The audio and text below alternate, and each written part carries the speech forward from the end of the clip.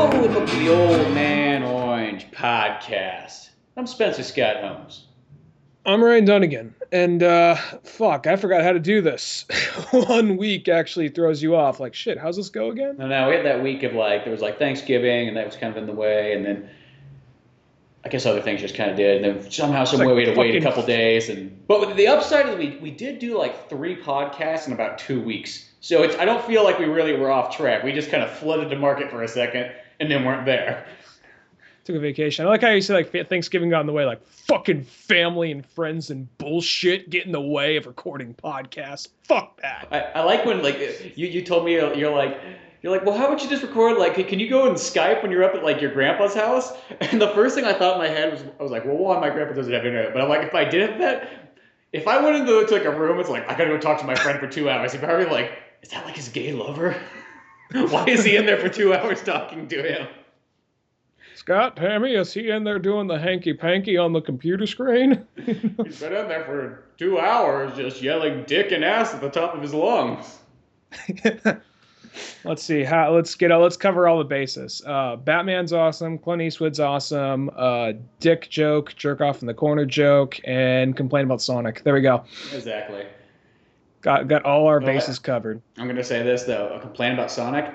Okay, I finally got, after that last disaster of my Sonic Boom and fucking Gamefly, I got a second fucking... the modern Holocaust. I got another The modern problem. Holocaust of our age. They sent me Smash Brothers, and it did the exact same fucking thing. And other people have this problem, too. I looked it up online. They're like, yeah, I got this game brand new. My Wii used totally fine, and then something fucked up. Now you know why it's $1. Well, yeah, they're literally going for anybody who gets the dollar club, you send them the shittiest copies. They may be brand new, but they're the shitty copies. We know that. But okay, so you're saying? Okay, so I got Sonic Boom finally, and I beat that game. And I kid you not, that game is the best Sonic game since Sonic Adventure 1. Really? Best 3D one, let me rephrase that. Best 3D Sonic game since Sonic Adventure 1. I will say that other than nitpicky things, there is nothing wrong with that game. My only real complaint is just the characters can be a little bit obnoxious. Okay. But gameplay-wise, it plays totally perfect. I've seen stuff for it. It just looked, I don't know, maybe I got to play it myself. I've seen Let's Plays of it, and it just didn't look that good. And it looked kind of it was maybe not a bad game, a fully functional game, but just not a fully functional game, but just not nothing amazing. Just from what I saw in the trailer and not trailer, but just Let's Plays and whatnot. But who knows? Maybe they're just I think those are always kind of a biased way to look at games because you're really gonna whatever the person. Most people I think they put on a Sonic game literally just to beat it up for to get themselves more views. And sadly enough, that's. Yeah. I'm going to say probably most people probably do that. There's, there's going to be obviously some Sonic fans out there, but I kid you not. I played that whole game, and I thought literally just as good as Sonic Adventure 1. Better than Sonic Adventure 2. That's how good it was. Huh. Because the thing is, it didn't, okay, out of all four characters play great. And I will say this, Sonic's probably not the best character in the game.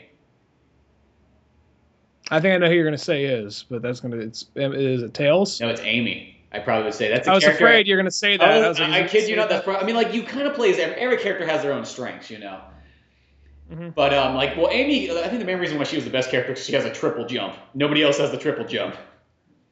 So for every platforming thing, it's just fuck, just switch to Amy.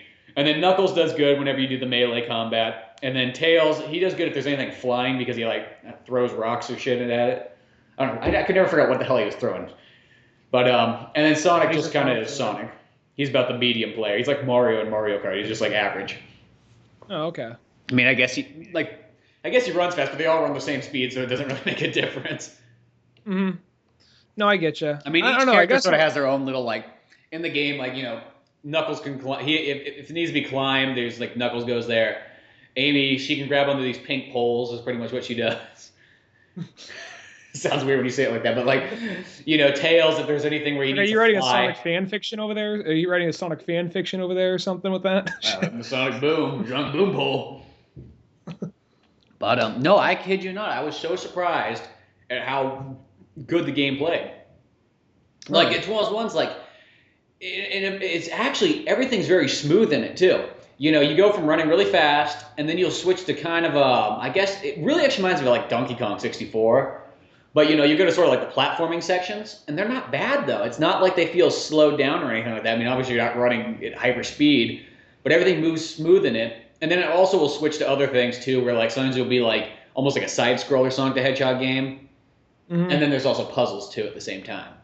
But it never felt like out of place. I never felt like I'll say this: it didn't feel like Sonic Adventure 2 when you play as like Tails or Robotnik, and you're just like, it's really mind-numbing. You're just kind of running through, just shooting shit to death until you get to the end of the level.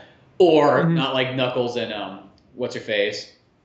Rouge, where like you literally are sitting there like for an hour digging for like one gem. You're like, where is it? Ready to throw your Dreamcast out the window? Yeah. So I mean, or like, GameCube, this is one of those games like, as I said, my only like light complaint is that the characters are a little bit obnoxious. They do say funny things, but I mean they're saying something every second of the game. I mean, they're like, oh, bounce pad, I love bounce pads, give me something to punch. Yeah, punching's awesome, punching is so cool. Hey, Amy, don't you love bounce pads? And they just keep going on like that throughout the whole. They make Knuckles the dumb character, I know. Yeah, that's the way they do is like Knuckles is not black anymore. He is now like a dumb version of Casey Jones is really what he reminds me of. And I know Casey Jones isn't the brightest character out there either, but you know, and then Sonic's like a kind of just different variation of Sonic, and then Tails is pretty much the same. Strange enough, I'll say this: Tails is probably the least annoying, which is weird to say. You think he'd probably be the most, even though Tails.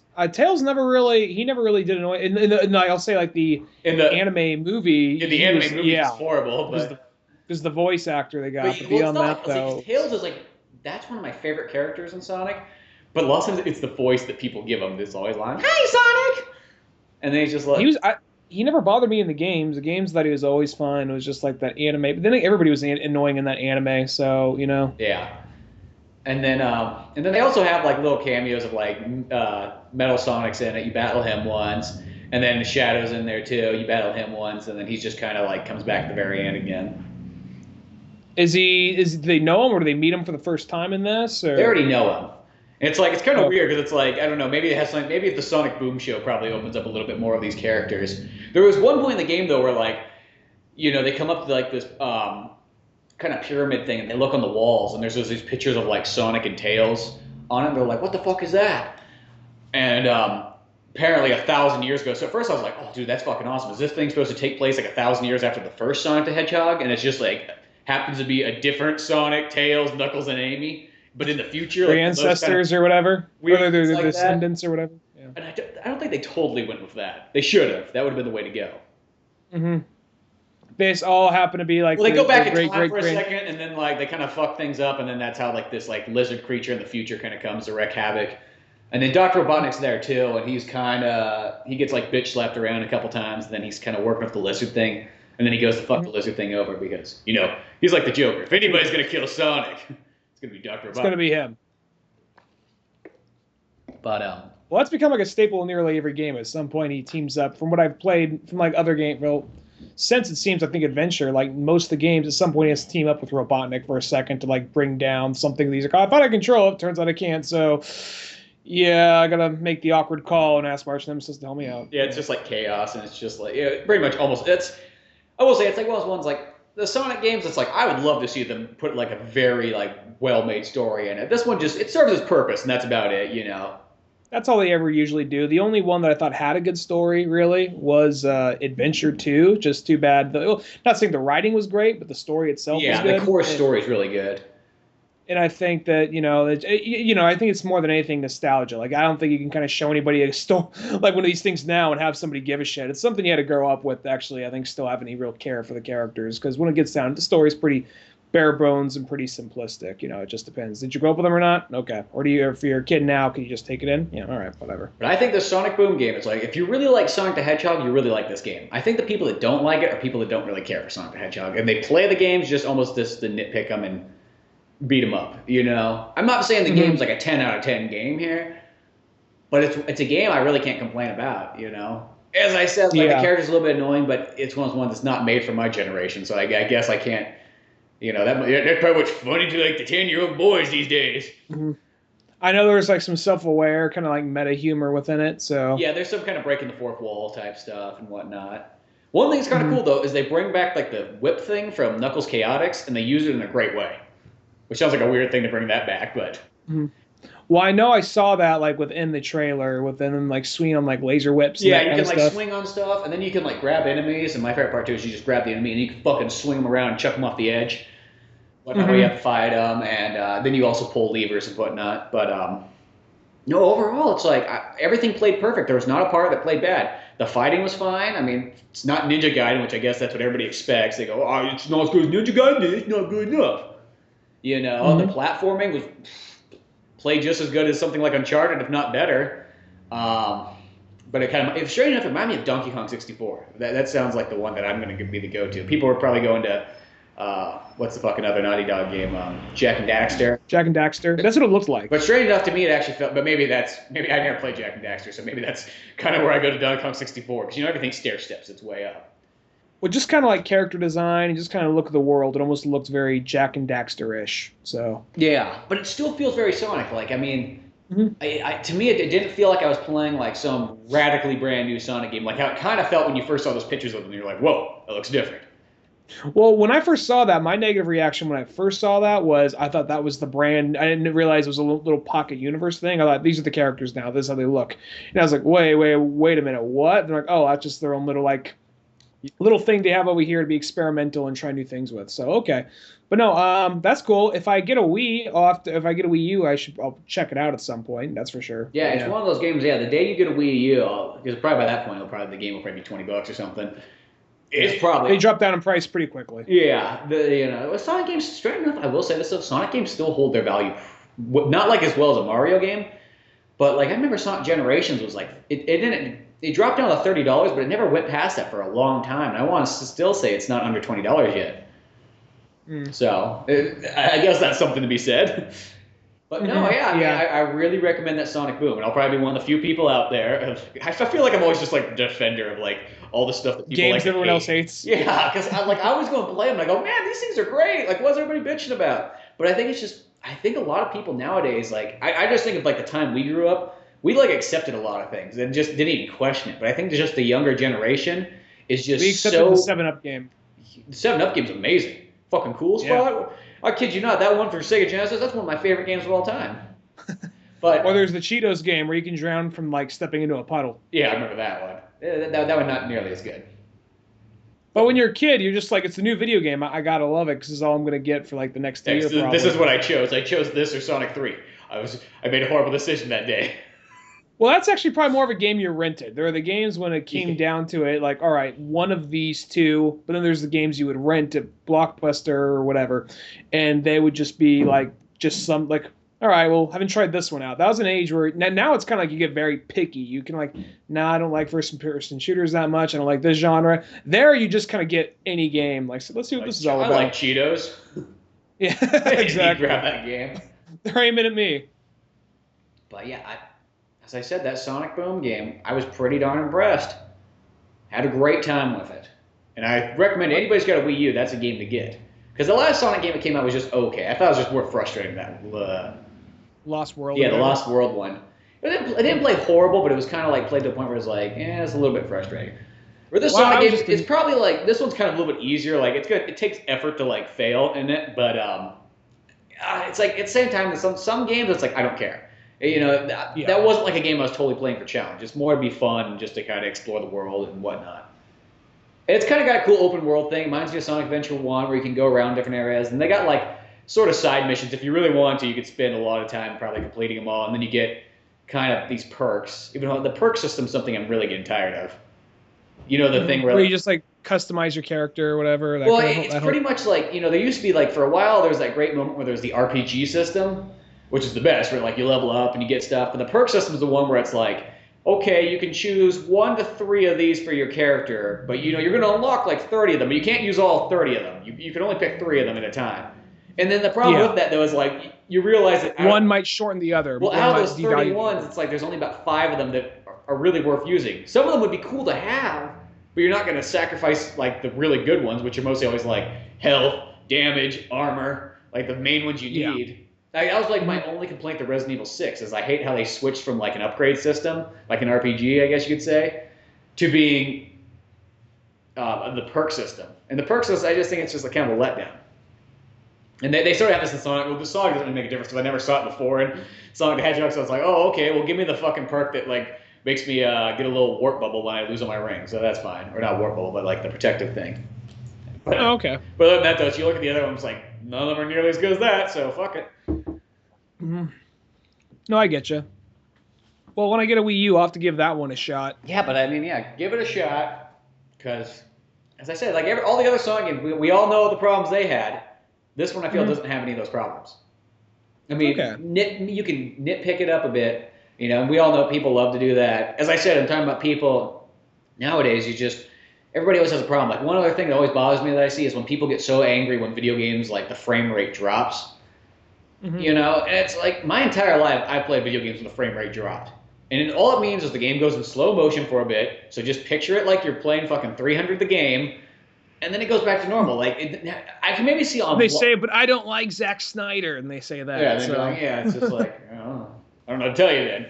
But that's one of those problems I never could figure out. I mean, I guess if you're playing online, if there's a little bit of a frame rate drop, and I think it's the Call of Duty generation that's kind of the ones that are so nitpicky, though. Because we came from a time period where we were grateful what we got, you know what I mean? Like... I'll be honest, I mean, the frame rate thing, I always noticed it, but I never really thought anything of it. But now I am noticing a lot more of, like, that thing commonly coming up, like, in every IGN review or that I watch or any video game review. I always hear them talk about the frame rate, like, everywhere. And that's like something new to me. So, I mean, I've always noticed it, but at the same time, it's something new that I notice people complain about a lot. I'm just like, oh, this is just something we deal with, you know. But I guess now it's maybe I don't really know the technological side of it. Maybe by this point we should be past it, but I don't know. Well, it's one of those ones, like, pretty much the whole way it mostly works in general in most games is when there's too many enemies on a screen at once. And the computer can't handle it. It just slows down a bit. And mostly once you kill 2 of those enemies, it's back to normal again. Mm-hmm. But, like, have you ever had a problem? Has that ever bothered you once in a game where it's like, you were like, that fucked me over, that frame rate drop? There has been games where it has fucked me over, but it was already just kind of a broken game. It solely wasn't just the frame rate. I've had it, like, where I want to say it was, what game was it? Advent Rising was a game which is altogether just like kind of like strung together with like shoelaces and string, and there are parts where like a bunch of enemies would come on at once. Like, it had a cool concept, but it just was rushed, thrown out there, and just, you know, broken as all hell. And there are parts where like the enemies would literally slow down to a ridiculous level, and like the music would kind of slow down and get really choppy all of a sudden, and not just for like a second. It would do that for like, you know, a full minute sometimes. Oh, well, that in itself almost sounds like even more problems than just a frame rate drop for a bit. Yeah, but definitely it's something. It's more than that. The game was already fucked, so it's probably something else making it look like frame rate drop to an extent. But yeah, would it have that slow down for a minute? But yeah, I can think of, like, even as much as I love this game, I can think of Fallout 3 kind of having a lot of bugs, kind of like with frame rate drop, but whatever. That game's so huge, and I don't really. I always use the slowdown, like, the pinpoint. Bats.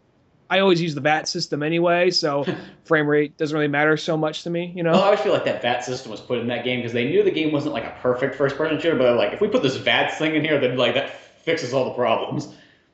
At the same time, I thought it kind of like, because I haven't seen very many games that use like a system kind of like that. You know what I mean? Still made it feel a little bit first-person shooterish, but at the same time, made it feel a little bit more like tactical, and that just seemed kind of like a cool thing to me right there. No, you know? I liked it. I'm not downing it, but I think that's why it was really put in there more than anything else, is because they knew that as a first-person shooter, it wasn't strong enough by itself. Because just try to play it. I think about it. Just play that game without using the VATs. That's probably gonna be really difficult. Yeah, and it's one of those things for a while. I'm like, how the fuck does this work? When I first played it, and then I was like, oh, okay, this system right here, and that made it so much more easier. I mean, there are still certain enemies and people I can go up against where I feel like I don't even need that. I can just snipe them from a distance or whatever. But most of the time, though, I do use that. Just, I don't know. Plus, it's cool when you get that kill. You get that slow motion of the bullet going to their head. You see their head explode from a distance. Yeah, no, I like that a lot. You know, but it's like when I think of like a frame rate drop, like one of the recent games I can remember, it's like, you know, in the Batman games, if there's like 30 enemies on you or something like that, or maybe not that many, but close to it. Sometimes I notice the game would go a little bit slow, but if anything, it just gives me more time to think. You know, it doesn't, like, once again, I don't see it affecting gameplay whatsoever. frame rate drop was one of the least things I worried about in Arkham Origins. That already had other problems. Well, Just yeah, like Arkham Origins. when a door wouldn't open up, or a villain was glitched into a wall that you had to fight, and it's like, that guy, I have to beat this guy to go on. What won't I can't he's like just standing like glitched in the wall, like, come at me, Bat, what's up? Why don't you fight me? And then so that game was already glitchy as all hell. So the frame by that point, it was like maybe it was just one of those things like, all right, the frame rate's gonna be shit, so just throw all these other glitches in there so people won't complain about that. Yeah, but I always want to say the frame rate things even in like the first and second one too. I like I said, I hardly ever noticed the frame rate thing because it's just something I grew up with. So well, that's how I feel too. It's like, I mean, like I've always noticed it, but it never has been a problem. That's kind of what I'm getting at. And there's so many people out there that for some reason they almost like won't buy a game if the frames don't stay at 60 frames a second.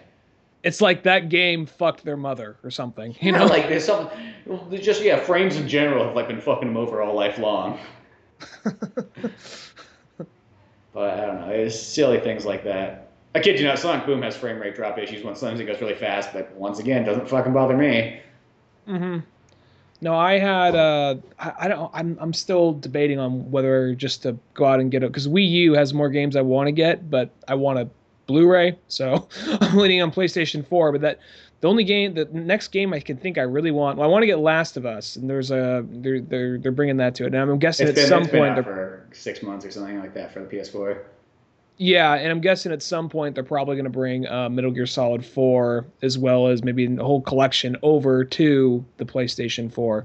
So probably way down the line they might do something like that. So that's why I'm thinking, I'm leaning just on PlayStation.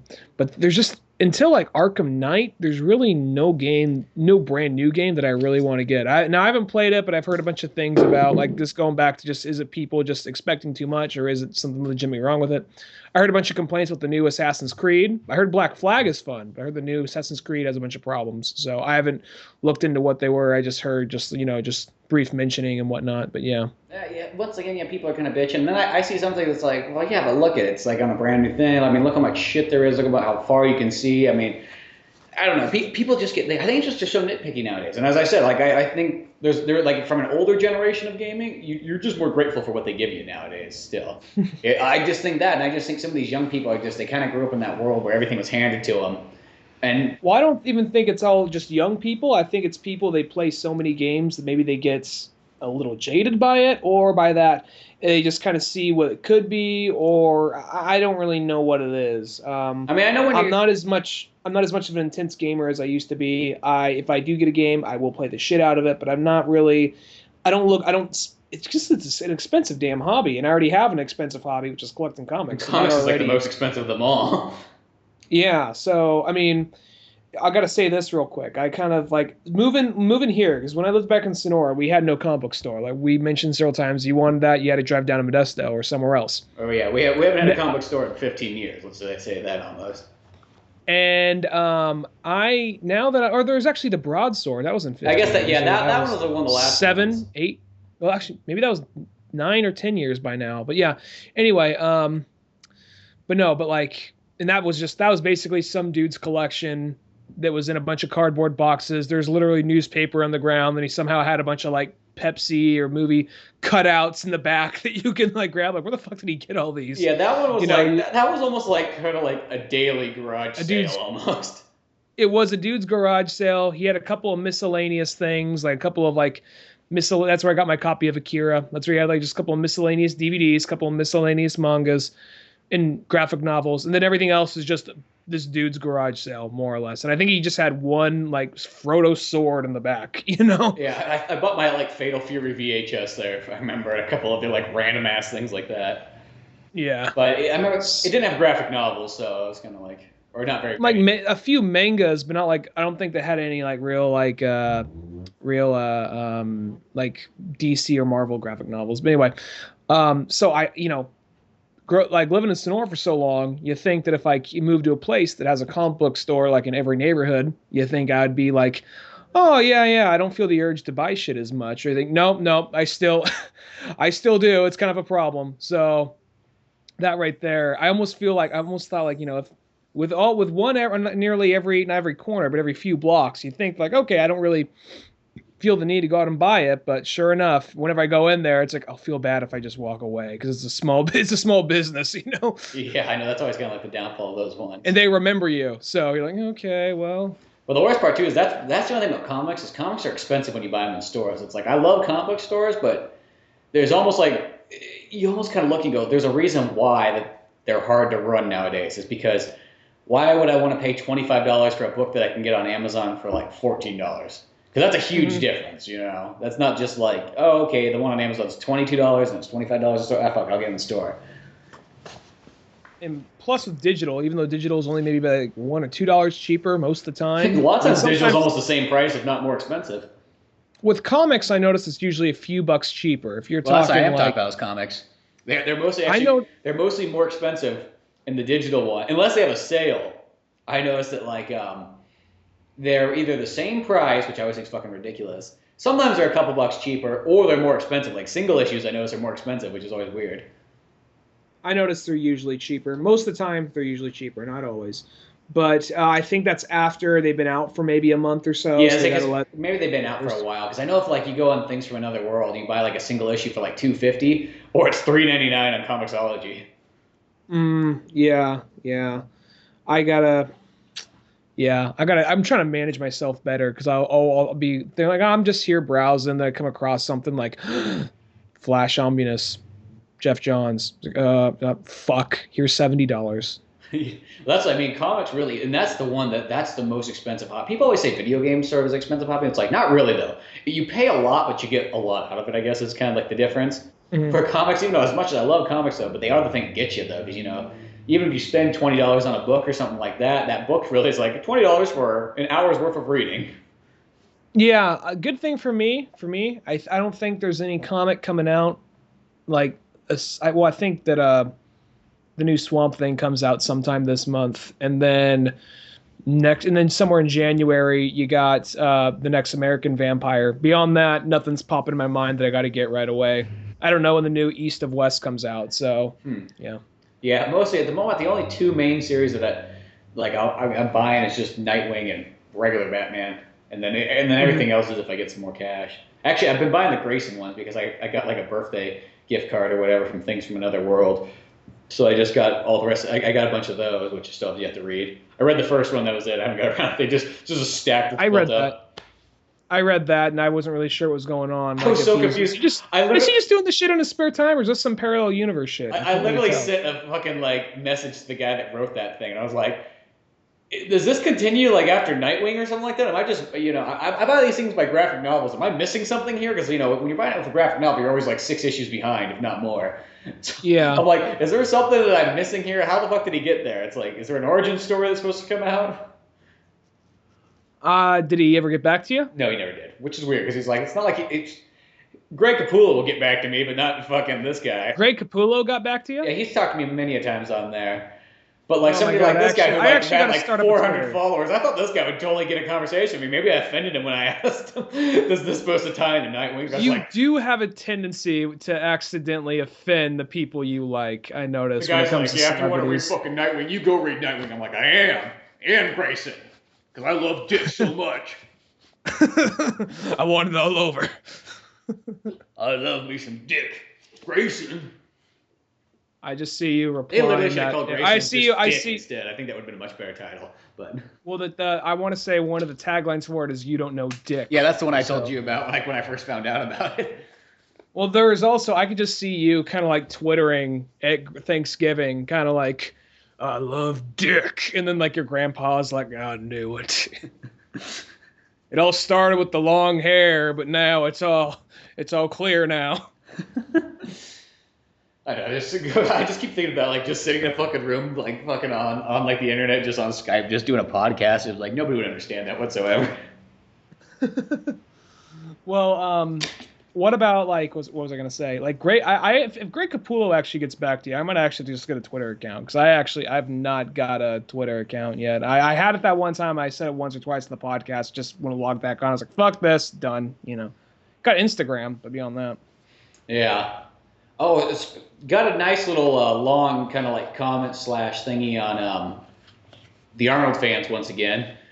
Oh, that's awesome. I was catching back up because over Thanksgiving, I haven't there's a couple podcasts for about 2 weeks I just haven't really listened to a podcast. Just had so many other things kind of going on, and if I'm not sitting down drawing, I notice that I don't really listen to podcasts nearly as much because everything else involves audio and whatnot. So I was drawing, I was listening to it, and I was like, oh man, they left a nice one. They talked about, because I sent them a message because they did this Terminator 30th anniversary kind of one where they just talked about all their favorite things of Terminator and whatnot. And I just sent them like, dude, you guys should just do an audio commentary on Arnold Schwarzenegger movies, especially do them on the weird ones too, like The Villain, Jane Mansfield's story, like the ones that nobody, generally most people have never seen. Mm-hmm. And they're like, oh yeah, that'd be great. And then they kind of go on, they gave us a nice mention. They're like, oh yeah, Spencer Scott Holmes, Old Man Orange. And then they're like, oh yeah, and they just had a big event go on. They just had their 150th episode. So they're like, oh, that was really nice of them. Yeah, they're like, well, we hope we get there at some point and everything. And yeah, it was a big, long, nice one. And it's not actually, there's another one that just came out. A big, long, nice one? Yeah, it's a big, long, nice one they gave us. They just kind of put it out there and they're like, yeah, they got a podcast talks about movies and comics and funny shit. But no, it was great. I like those sort of things. They make me happy. Yeah, well, it's always good to get a little. I think they make them happy too. They're like, oh, good, somebody sent in. I feel like I'm the only one sending them stuff. Man, we all know that there's always listeners, but I mean, how many times do you send into a podcast? Yeah, I like to send into podcasts because I want them to know that. I'm a little behind on. I listened to the first couple, and I've just fallen. If I do listen to them. Yeah, that's pretty much it's like Kevin Smith, and then the Arnold Fans one is or the Arnold Radio News. Those are my two main podcasts, and then I got my other ones too. But the only two I'm always always keeping track of is, well, I guess 3 now, but the only 2 I really am is Smodcast, Fatman on Batman when he does it, yeah, and Cracked. I know he's busy. I didn't mean that to sound snarky. When he's actually giving me free shit that I don't pay for, I know, Fatman on Batman. That's the one I look forward to the most. Because really, it's that's kind of what Arnold Radio News is. It's really just like Fat Man on Batman, but for Arnold Schwarzenegger. And my 2 favorite things in life is Batman and Arnold. So, I was actually even graced by having them both in the same thing at one point in time, Batman and Robin. Oh, right. I know. So dreams do come true. Do those guys like Batman and Robin? Just out of curiosity. They like Arnold Radio News guys do. Mm-hmm. And then one of the guys is a huge Batman fan. I know on there. I think everybody likes Batman, but one guy really likes it a lot. There's the one guy, Gil. What's the other guy? The Gil in there is the main guy, and then there's Randy Jennings, which is the main guy of the Arnold fans website. He pretty much created it in '97, I want to say. And he's the guy that lives in Sacramento. Oh, really? And then he sent me this real nice, pretty much it's a big poster or so, and it's got all Arnold Schwarzenegger's movies, and on each one it's got a different weapon for each movie, or some of them are kind of funny too, where it's the Turbo Man one's got a boomerang. And then I want to say it's on Kindergarten Cop. There's just the whistle there and whatnot. But it's a neat thing. It goes through all the movies and whatnot. Jingle All the Way. That was the Turbo Man one? Yeah. Okay. Yeah, it took me a second. I remember when the Turbo Man actually came out. I was a little. I mean, I didn't get it, but it was almost kind of when the Turbo Man actually came out. I was like, it doesn't even have Arnold's likeness. I mean, you kind of wanted that, but you're like, what's the point if it doesn't have Arnold's likeness to it? I got the Turbo Man doll, and it's sitting in my house looking at me as I play video games. Just sitting there judging. Well, I remember had a friend over or whatever, and he looks over, he saw I was like, what's that robot man over there? And then I think it was Josh that leans over and says to him, he's like, dude, it's fucking Turbo Man. I'm like, what, you never seen that movie? You don't fucking know? Where the fuck you been? Fucking slaps him across the back of the head. Leave. Never come back. But and then there's always there's another guy. I'm drawing a blank on his name right now. I feel bad. But on the Arnold Radio News, and he's the guy that really likes Batman. And I want to say he's in New York, so they kind of are all over the fucking. So they do the Skype thing. Yeah, they do the Skype thing too. So. Which when I was in town, it was too bad we didn't get we got a chance to record some audio for a new cartoon we're gonna do. But unfortunately, just due to time constraints, we weren't able to record a podcast. And we were right there in the studio. I'm like, this is what it's like on the other side of that brick wall? Because I just always see this brick wall behind you. It's like, oh my God, there's an actually regular wall. There's a couch. For a while, I was like, is he just doing this in a back alley somewhere? I know, it's that brick wall. That was it. Now we're losing the brick wall. I'm getting a different Old Man Orange studio, but that's okay. Yeah. Not nearly as nice, but it has better advertising. There you go. You're right by like you're right by the actor. You're right by The like theater. SRT, right? Yeah, the play theater and a bunch of other junk. We should mention there's one time, I don't know if we ever said this on the podcast, but there is like very specific memories to that theater. At one point in time, Spencer and I were trying to do this. We still might do it to some capacity, but I mean, we got to plan It'll it out most more. likely become. This is all I can assume it'll become animated. Yeah, everything's just gonna be eventually turning into animation, basically.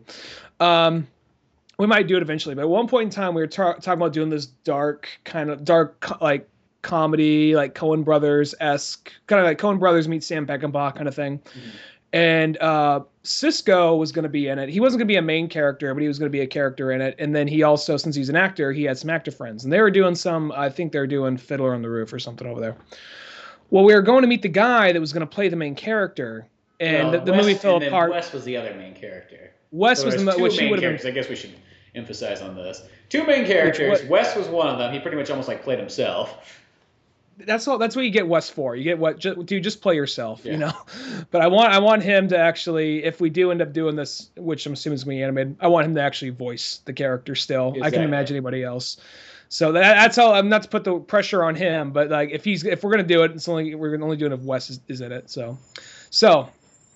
I want to get him back on. That one episode we had him on was so good. Anyway, so but anyway, we were going to meet the guy who's playing the other main character aside from Wes, and we were just going backstage, and when we get back there, we're just talking like, "Hey man, how's it going?" And then all of a sudden, like the most dorkiest looking guy with this fucking afro kind of comes out, and just looks up there. He's like smiling. And just like, hey guys, what's going on? Like, oh, we're just talking to our friend right here. And he's like, oh well, this is kind of like the actors. This is like the actors' room. So why don't you leave? Just sitting there smiling, like, sorry, what? He's like, yeah, this is the actors' room. So I think you guys should probably head out. You should leave. I just laid over. Is he acting? Like he's an actor, right? That's what they do. They just act. They just pretend the whole time, right? Is he acting?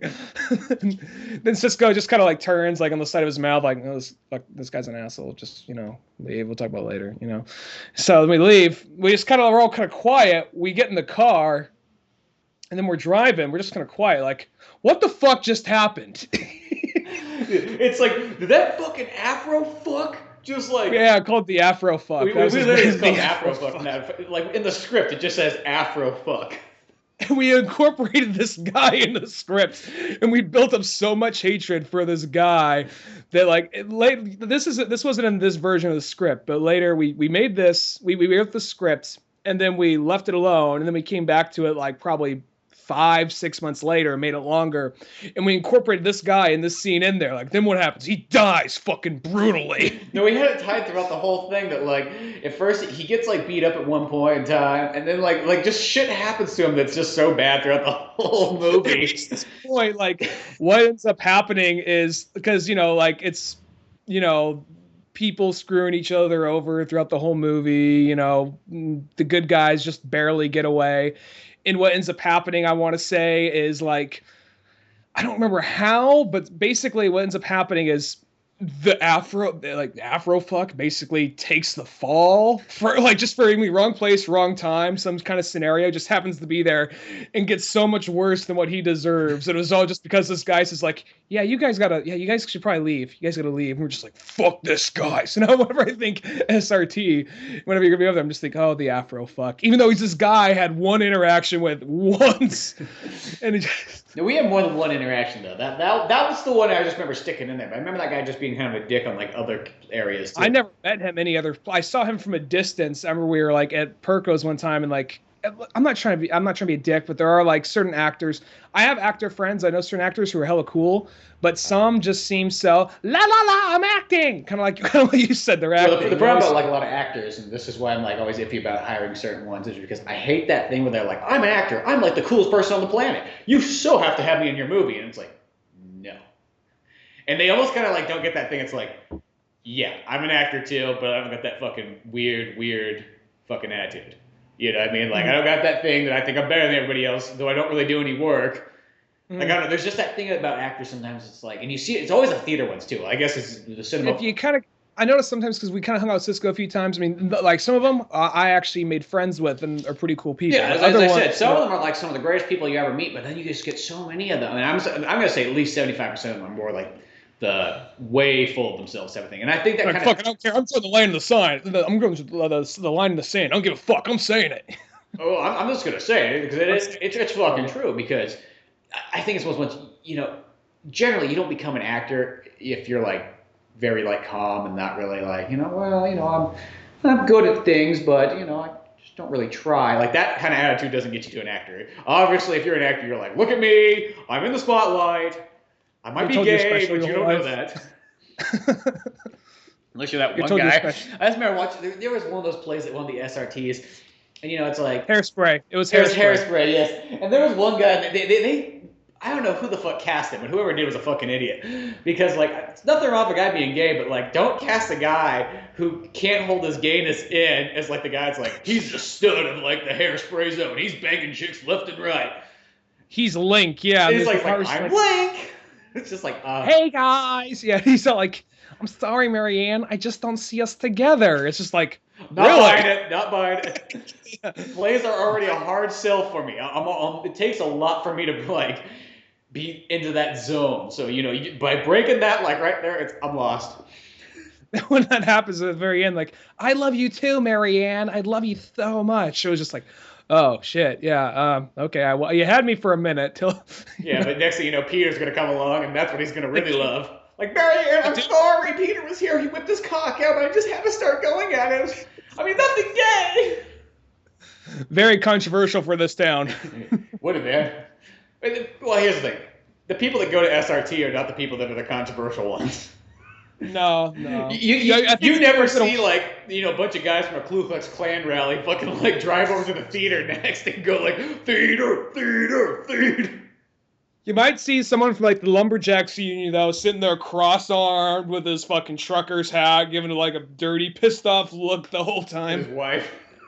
Yeah, like the wife, like, we got free tickets, so he's like, I don't want to fucking be here, just in there cross-armed. Three free tickets to the movie theater. I didn't realize that it was not a movie theater, but it was a play theater. Whatever, like when the person who was the basically, I don't remember who was the person that was in Dragon the original. I didn't see the remake. The remake, it was John Travolta, but in the original, who was there's the person who's a mom in Drag. It's that person that has one name, Divine or whatever. Yeah, I think that's it. Well, the person who was playing the Divine character was more believable than the Link guy. Yeah, the Link guy. That's my own thing. It's like that has nothing to do with like gay people. That just has to do with the fact that if you can't, that's almost acting in itself. If you can't portray something that you're not, then you're not a very good actor. And that's the bottom line. Anytime the Divine character comes out, you just see like the lumberjack guy. You just see his fist clenching, just kind of shaking, just kind of like eyes wide, just staring. Like the wife says, like, honey, you said you want to do this. Last time it happened at Guys and Dolls. We can't let this happen again, But I really want to. I know, honey, but it's a different time now. You can't do this anymore. So, he just goes into the bathroom. You hear like a mirror shatter. Start punching it until he comes out with his bloody fist. Just like shards of glass sticking out of his knuckles. Sits back down. I'm fine. I don't know what it is. There's something about plays. Plays, it's just something that like it takes a certain type of person to like really like plays. We've all learned you can never force plays on anybody. That totally never works. Movies you could just be like, hey, here's a movie, and then everybody walks out going, that was pretty sweet. You know what I mean? You can walk to a play for your first time and you're like, whoa, what the fuck was that? I don't know what just happened. I'm afraid. I'm 6 years old. I'm a little boy. I don't know what I just saw. Well, there's some plays, I mean, even as a kid, there are some things, I mean, I understand it, I guess. There's some plays where it's kind of like they have, like, I remember one of the first plays I went to see was Fiddler on the Roof. And whenever Tevye would stop and do his whole inner monologue thing, everybody else would freeze and he'd start talking to the audience. It was a field trip, and returned to my teacher. I'm like, Why is he talking to us? Why aren't they doing nothing? He's like, like Ryan, just watch the play. Like, no. Why is he doing that? They should be reacting to this right now. Like, it's a 6-year-old. Like, the narrative here is all off. I don't get this. You're like Mel Gibson doesn't fucking stop in Lethal Weapon and turn the camera and start talking to me while like Danny Glover's like, frozen in the background. Holy shit! This is a story about a man that has the ability to stop time. He can solve all his problems right here. You know? Why is Tevye staying here? He has so much power. He could take over Russia if he wanted to. He could take over the world. Tevye, take advantage of this opportunity. Start yelling at the fucking like person on stage. When I was a kid, kill Laser Wolf. Kill him while he's frozen. Even though he has the coolest name in that play. Well, when I was a kid, I thought it was spelled like Laser Wolf. That's what I thought it was spelled like. Laser it's like one word. Like I literally just pictured it like Lazer Wolf. There was at one point I wanted to name my band fucking Laser Wolf. I was like, that's such a badass name. I remember the Notebook. I remember the Notebook. It said Laser Wolf across it. And I want to say one of the letters had like a foxtail or like a wolf tail at the end of it or something like that. Like, that's so badass. That sounds like a fucking Star Fox name. But when I was a kid, though, I hated plays so much. Like, they pissed me off, like, to no extent. Like, I had no remorse for plays. I never enjoyed them. You'd get, like, whenever you had to do, like, those school plays, there'd be a picture of me, and I'd be just sitting there, like, crossed arms, like, when the fuck do I get to leave? Like, I was so pissed and angry against them. I don't know why. I had this bitter hatred towards plays. And only, probably once I got maybe towards the end of high school that I kind of go, okay, let me try to take what I can from this play world and see if it, goes anywhere towards movie making, which it really doesn't. I mean, it's another form of storytelling, but for the longest time, people always try to shove down your throat that, like, plays are, like, so important towards movie making, and then you realize, no, they're not. They're just in a history book stance, yes, they are, because they're sort of like what, how you work your way into movies, in video games and all that stuff when you really think about it, but I kid you not, I really think plays is just a very old-fashioned thing, and you really only go to see, it's almost like when you go to Columbia State Park and you go to watch, like, the gold painting there, or you go to watch, like, somebody drive a stagecoach. Realistically, nobody's going to drive a stagecoach from San Francisco to, like, Columbia anymore, but it's kind of cool to see, and I guess that's kind of how a play is, but if you take it really serious, it's like, we got movies now. Why? And I don't mean that in, like, a weird way, but it's like, whenever I watch, I do get, like, people always go, yes, but the acting, it's like, yes, all it tells me is that somebody can... It's acting right here, right now. This can't be changed. It can be changed. I remember, like, we had one, like, drama teacher we all hated. So this is real. This is here. You don't act. You be. One of those kind of people. It's like, whenever I hear things like that, it's like that. I don't know. It's something about that. It's like, and the one thing I always like about movies is movies doesn't really have that in it nearly as much. Movies, that's kind of like, yes, we know what acting is, but we don't, like, get all weird about it. Realistic. We don't get all gay about it now. We're movies here. Come on. Come on. Movies are almost kind of like, well... Movies is about, like, here. See, plays, you're going to go out there and express your emotions. Movies, you're going to take this gun and shoot it at something. And then, whether or not we do it live action or we do it in post, it's going to look badass. Then you're going to make a lot of money when you're done. There you go. I'm not going to say that there's not some plays out there that aren't, enjoyable. I think Fiddler on the Roof is an example of like, one of the good plays, Mm-hmm. But I think the main thing that always bothers me, it's the musicals that are like musical comedies. And actually regular musicals. I take that back. Just all musicals in general are most musicals in general. They're just so hard. I think it's one of those ones like, because movies, everything in a movie is pretty much serious. Even if it's a comedy movie, it's serious. You know what I mean? It's not like every once in a while you'll get the one of those like Woody Allen ones where he talks to the camera, but that's Woody Allen though. He's like in a genre of his own. Yeah. You know what I mean? But like it's still like something serious is going on. It's plausible. It's not over the top. I think it's the overtopness that ruins it for me. And I've met all I had to do was meet a bunch of other like intelligent people that told me the same thing too, and I felt like, okay, good, I'm in the same boat here. I'm not being like nitpicky about this. I'm not fucking like frame rating this thing.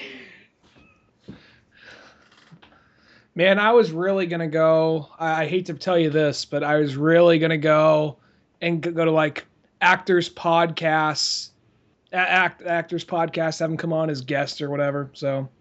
You had to go fuck that up for us, though. I was joking. I don't know. There's got to be some... the Drama Cast podcast. Yeah, there's got to come on as guests. But it's going to be awkward next week. Yeah. That's okay, though. As I said, they're in a league of their own. And that's kind of... That's a good thing, where movies and games and comics can all mingle. Have you ever seen a podcast that says like, "Oh, what did we talk about? Oh, we're going to talk about comics, movies, video games, and plays." I've never seen that ever. Nobody fucking puts that together in their list. As I said, it's a league of their own, so I feel like nobody on here is probably like, you know what? I fucking love the fuck out of plays. I go to every play. You know what I mean? Well, Cisco's not here to defend. I guess Cisco's the only person. He's like one of those ones, like, and I don't know. Nobody's ever been able to figure out exactly why he likes plays so much. It's just sort of been that thing that everybody sort of slightly questioned, but not questioned too much. So I don't know. Mm-hmm. Yeah. I really don't know what it is. My thing is, I just can't really handle. I mean, yeah, like you said, there's the overacting, and I was in high school plays, and I was only in it just like, I want to be part of something too. But then as I was doing, I'm like, no, this ain't so fun. I mean, the people are cool, but I don't really. Multimedia. Thank you for saving me from a camera. Exactly. Yeah. This is where I can express my creativity that I really want to. It's sort of like through fart jokes, and making a Blair Witch parody, which was horrible. Martial arts movies that are more comedy than serious, but you think they're really serious at the time of making them. Yeah. Well, it would always start off that way. It was like, let's make a serious movie, and then kind of like slowly leads into being more like, oh, let's stupider as it goes on, because you just realize that it's not serious whatsoever. No matter how you're gonna do it, it's not gonna work that way. I kind of fell down this rabbit hole today before we actually started recording, because I know they exist. They're out there. I couldn't find very many of them, unfortunately, but they have like Star Wars fan films, and I was just curious because with all the Star Wars stuff coming out and going on, it's kind of cool. I'll say this: it's kind of cool that like they're actually willing to do Star Wars spin-offs, because what was kind of cool about the fan films, like, okay, I get to see a movie about expanded universe stuff that they're never going to make about, you know what I mean? But now they are going to make it. So, but I was just out of curiosity. I was looking around at some different like fan films, and there were some that were kind of like, all right, well, that's kind of impressive, but there were others where it's just kind of like, it's so obvious these are like two guys that are 18 that were like, they look like they're on their way to Comic-Con, and they had like the Apple like lightning iMovie effect or something like that, you know? Yeah, it's like they have dreams, and that's that. Damn it, you can't take those dreams away from them. You got to be grateful that they're expressing themselves. Whether or not the movie's going to be good or not, you know. You watch there's some that are actually okay. I can see they did put a little bit of money and a little bit of like effort into this, but there's some like where maybe they put a little bit of effort, but you could tell like the budget wasn't there. None of the budget's high on these things, but you could tell there's like enough there to like, okay, well, it's not amazing, but it's actually, I haven't seen any of them amazing yet. There's actually one that I saw was really cool, which was, I mean, I saw it back in high school. It was like it was like a fan film of like Darth Maul fighting off two Sith that basically looked like him on like a beach. It was just simple, so that was, that works. Sounds familiar. I feel like I've seen that one. Probably must have watched it in high school then. Nate Bumgarner showed you, so yeah. But then there was another one where just like these two like guys that were Sith Lords, or one was a Sith Lord, just talking to each other, just like, you know what? Maybe if you guys were older, I just can't take it seriously because this guy's supposed to be like some grand Sith Lord, but he's like 20, so those like kind of movies where that's one of the few places where it's like, you kind of just, you're gonna dive in and kind of get past it. I guess that's like a play. That's literally it's hard. It's hard. It really is. I just say, at least somebody's out there, living their dreams. It's like, yeah, go live your dreams somewhere else. I did see a Batman one, even though this was clearly one of those ones where it's just like, this must have been some actors that had a bunch of money, because it was not cheap whatsoever. And I want to say it was like 20 minutes long or something, and it was actually really good. I mean, like, every so often you'll get people that like I think they do have a little bit of money. It's kind of like, I actually got the movie. They're selling it when I was visiting in town in Walmart. Street Fighter's Assassin's Fist. It was only $20 too. I got that, and it's definitely kind of like, you can tell that they had a budget, but they had a little bit, but it still was fairly low budget and just enough to kind of make it look good enough. Because even though it still looks good, it just kind of looks good enough. It's a good movie. The acting's not amazing, but it's good. But the Batman one, like I know there's a Batman versus Predator one that I showed. Batman, Predator, and Alien one. Oh yeah, that one's really cool. No, this other one's like a really like serious Batman one. And like other than maybe like one character that had like, it was a girl that had like okay acting, it was like the rest of it was all really good. I can't really remember now. It's probably like 3 years ago I watched it, but I remember that. I think you showed. I think I sent it to you or something like that. Is it the one where I remember that one. I think he was there wasn't a whole lot of villains in it. I want to say just Joker, Harley Quinn, and Scarface for a second. Yeah, But that was the one. Yeah, because they did a good job on Scarface. I remember. I thought that was pretty cool.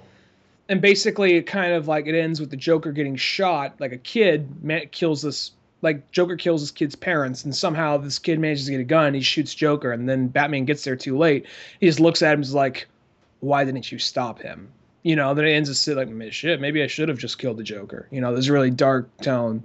So Yeah, that was the one I'm thinking of. That was a pretty darn well made one, but you could tell somebody had like $20,000 plus to spend on that movie. Well, sometimes they might use that as kind of like a pitch for something else. Maybe not Batman, but just a pitch like, look what I can do. Yeah, exactly. There's one I saw the other day, which it definitely was a budget. I want to say it's some kind of production company. I saw links to his other videos. They match certain characters against one another, and here's the problem with that. I mean, it's good, it's cool. I can see the talent, but it's one of those things. Someone's gonna walk away pissed off by the time that video ends. And there's that internet debate: who would win, Darth Vader or Batman? And there's They always have like weird ones sometimes too, where it's like, okay, I understand like the Superman Goku one, that makes sense to me, but the like Batman Darth Vader, it's like, I think just like two beacons of awesomeness that are all gothic. Maybe that's what it is. They're both I don't black, know. I guess. Well, not black, but yeah, they wear black. one of them you think's black until the third or the sixth movie technically. Yeah. No, but this is like it was actually it was an incredible budget. It actually all looked it was definitely supposed to be like Arkham Batman, like from the Arkham games, and great, just great special effects all around. They definitely had money for it. It was like 7-8 minutes long. At some point, they end up sword fighting, sword fighting. It's lightsaber fighting. And now I can't think of sword fighting. Oh yeah, they sword fight without like, oh yeah, they slap their dicks together, whatever. That's just the age we live in. That's what I do. That would have been the most epic fight. Like, there's only one way we can do this, Darth Vader. Rude. Just like pull the dicks, slapping together. It's just the last shot. Just close up. The whole movie was totally serious all the way up to that point, too. Just have the fucking balls to do that. No, but anyway, so they actually have this full-on lightsaber fight, and they show him like in a few moments, kind of like sort of outsmart Darth Vader. But then what ends up happening, it's all pretty epic, it's all pretty badass. But at the end, what's Darth Vader do? Snaps his neck, drops him, the end. And it's like, I kind of understand, but at the same time, you're just kind of like, as a fan of that character, you're like, no. Well, that's why when you watch it, you're like, these guys are clearly Star Wars fans and not Batman fans. That's one of the only things, like, because I'll sometimes watch like Death Battle, which is basically, that show Ultimate Warrior? All right, well, Ultimate Warrior, what it is Ultimate Warrior, that's a fucking wrestler from WWF. It's about Ninja Warrior? No, there's a show called Ultimate Warrior. What they would do is they would take two different, sometimes from different times, sometimes just different styles. Like they'll take like, okay. Oh, is that the one that's like on History Channel?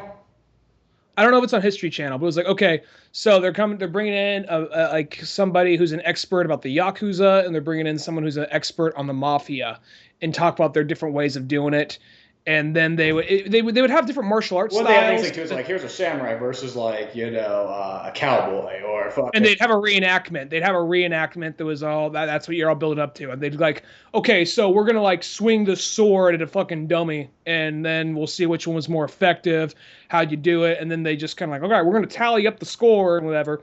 And then they go into like just this reenactment, usually involving like 1 versus 1 or maybe like 3 versus 3, something like that. And watching that, you'd still almost pick sides, like bullshit, that guy wouldn't win. You know what I mean? So well, I feel like whenever you do those like versus things, you almost have to end them. Like, well, that one's a little bit different though with the Ultimate Warrior, but something like Darth Vader versus Batman, you almost have to end it in the way that actually none of them lose, or else you just piss everybody off. It seems like, unless you're a big Darth Vader fan, you're like, fuck Batman, I hated Batman this whole time. I'm glad Darth Vader fucking killed him. Those are the only people. Yeah. Those are the only people that walk away happy. Well, I understand. I'm not trying to sit here because I know that at the end of the day, someone has to win. I can even understand the points, but just as a fan of the character, you just walk away with this bitter taste in your mouth. Like, no, you're going to think about later in the day, like, he would have won. He would have. You're just thinking about it doesn't fucking matter at all. But see, it's like this is where I thought that Freddy versus Jason sort of did it right. Where like at first it looks like Jason won, but then you realize Freddy is like still not dead yet, and it's like, yep, there we go, good enough. I mean, I thought that ended perfectly fine.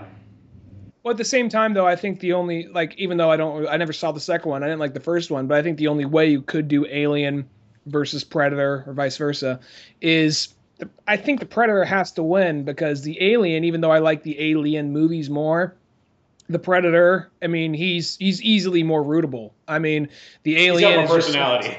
Let's just say that. The alien monster is the xenomorphs. They just fucking kill. I mean, if you had to go to the bar with one of them, which one would you go with? Yeah. Are you going to go sit at the bar with a xenomorph as he's fucking drooling all over the place and acid's burning down the table? Or are you going to go with a predator so that if you get in a fight, he's got your back? Well, I guess the xenomorph will get your back too. I mean, think about it. If you had a pet xenomorph.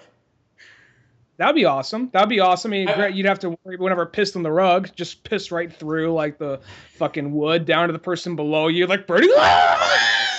Even though, I mean, I know it's kind of like what Alien 4 is all about, is like, let's try to make pets out of these things, but like, just think about like, in an unrealistic way, just somehow, some way, a xenomorph is just your pet. Like, he just obeyed you, no questions asked, you know what I mean? You fucking, the genie from Aladdin gave you this wish.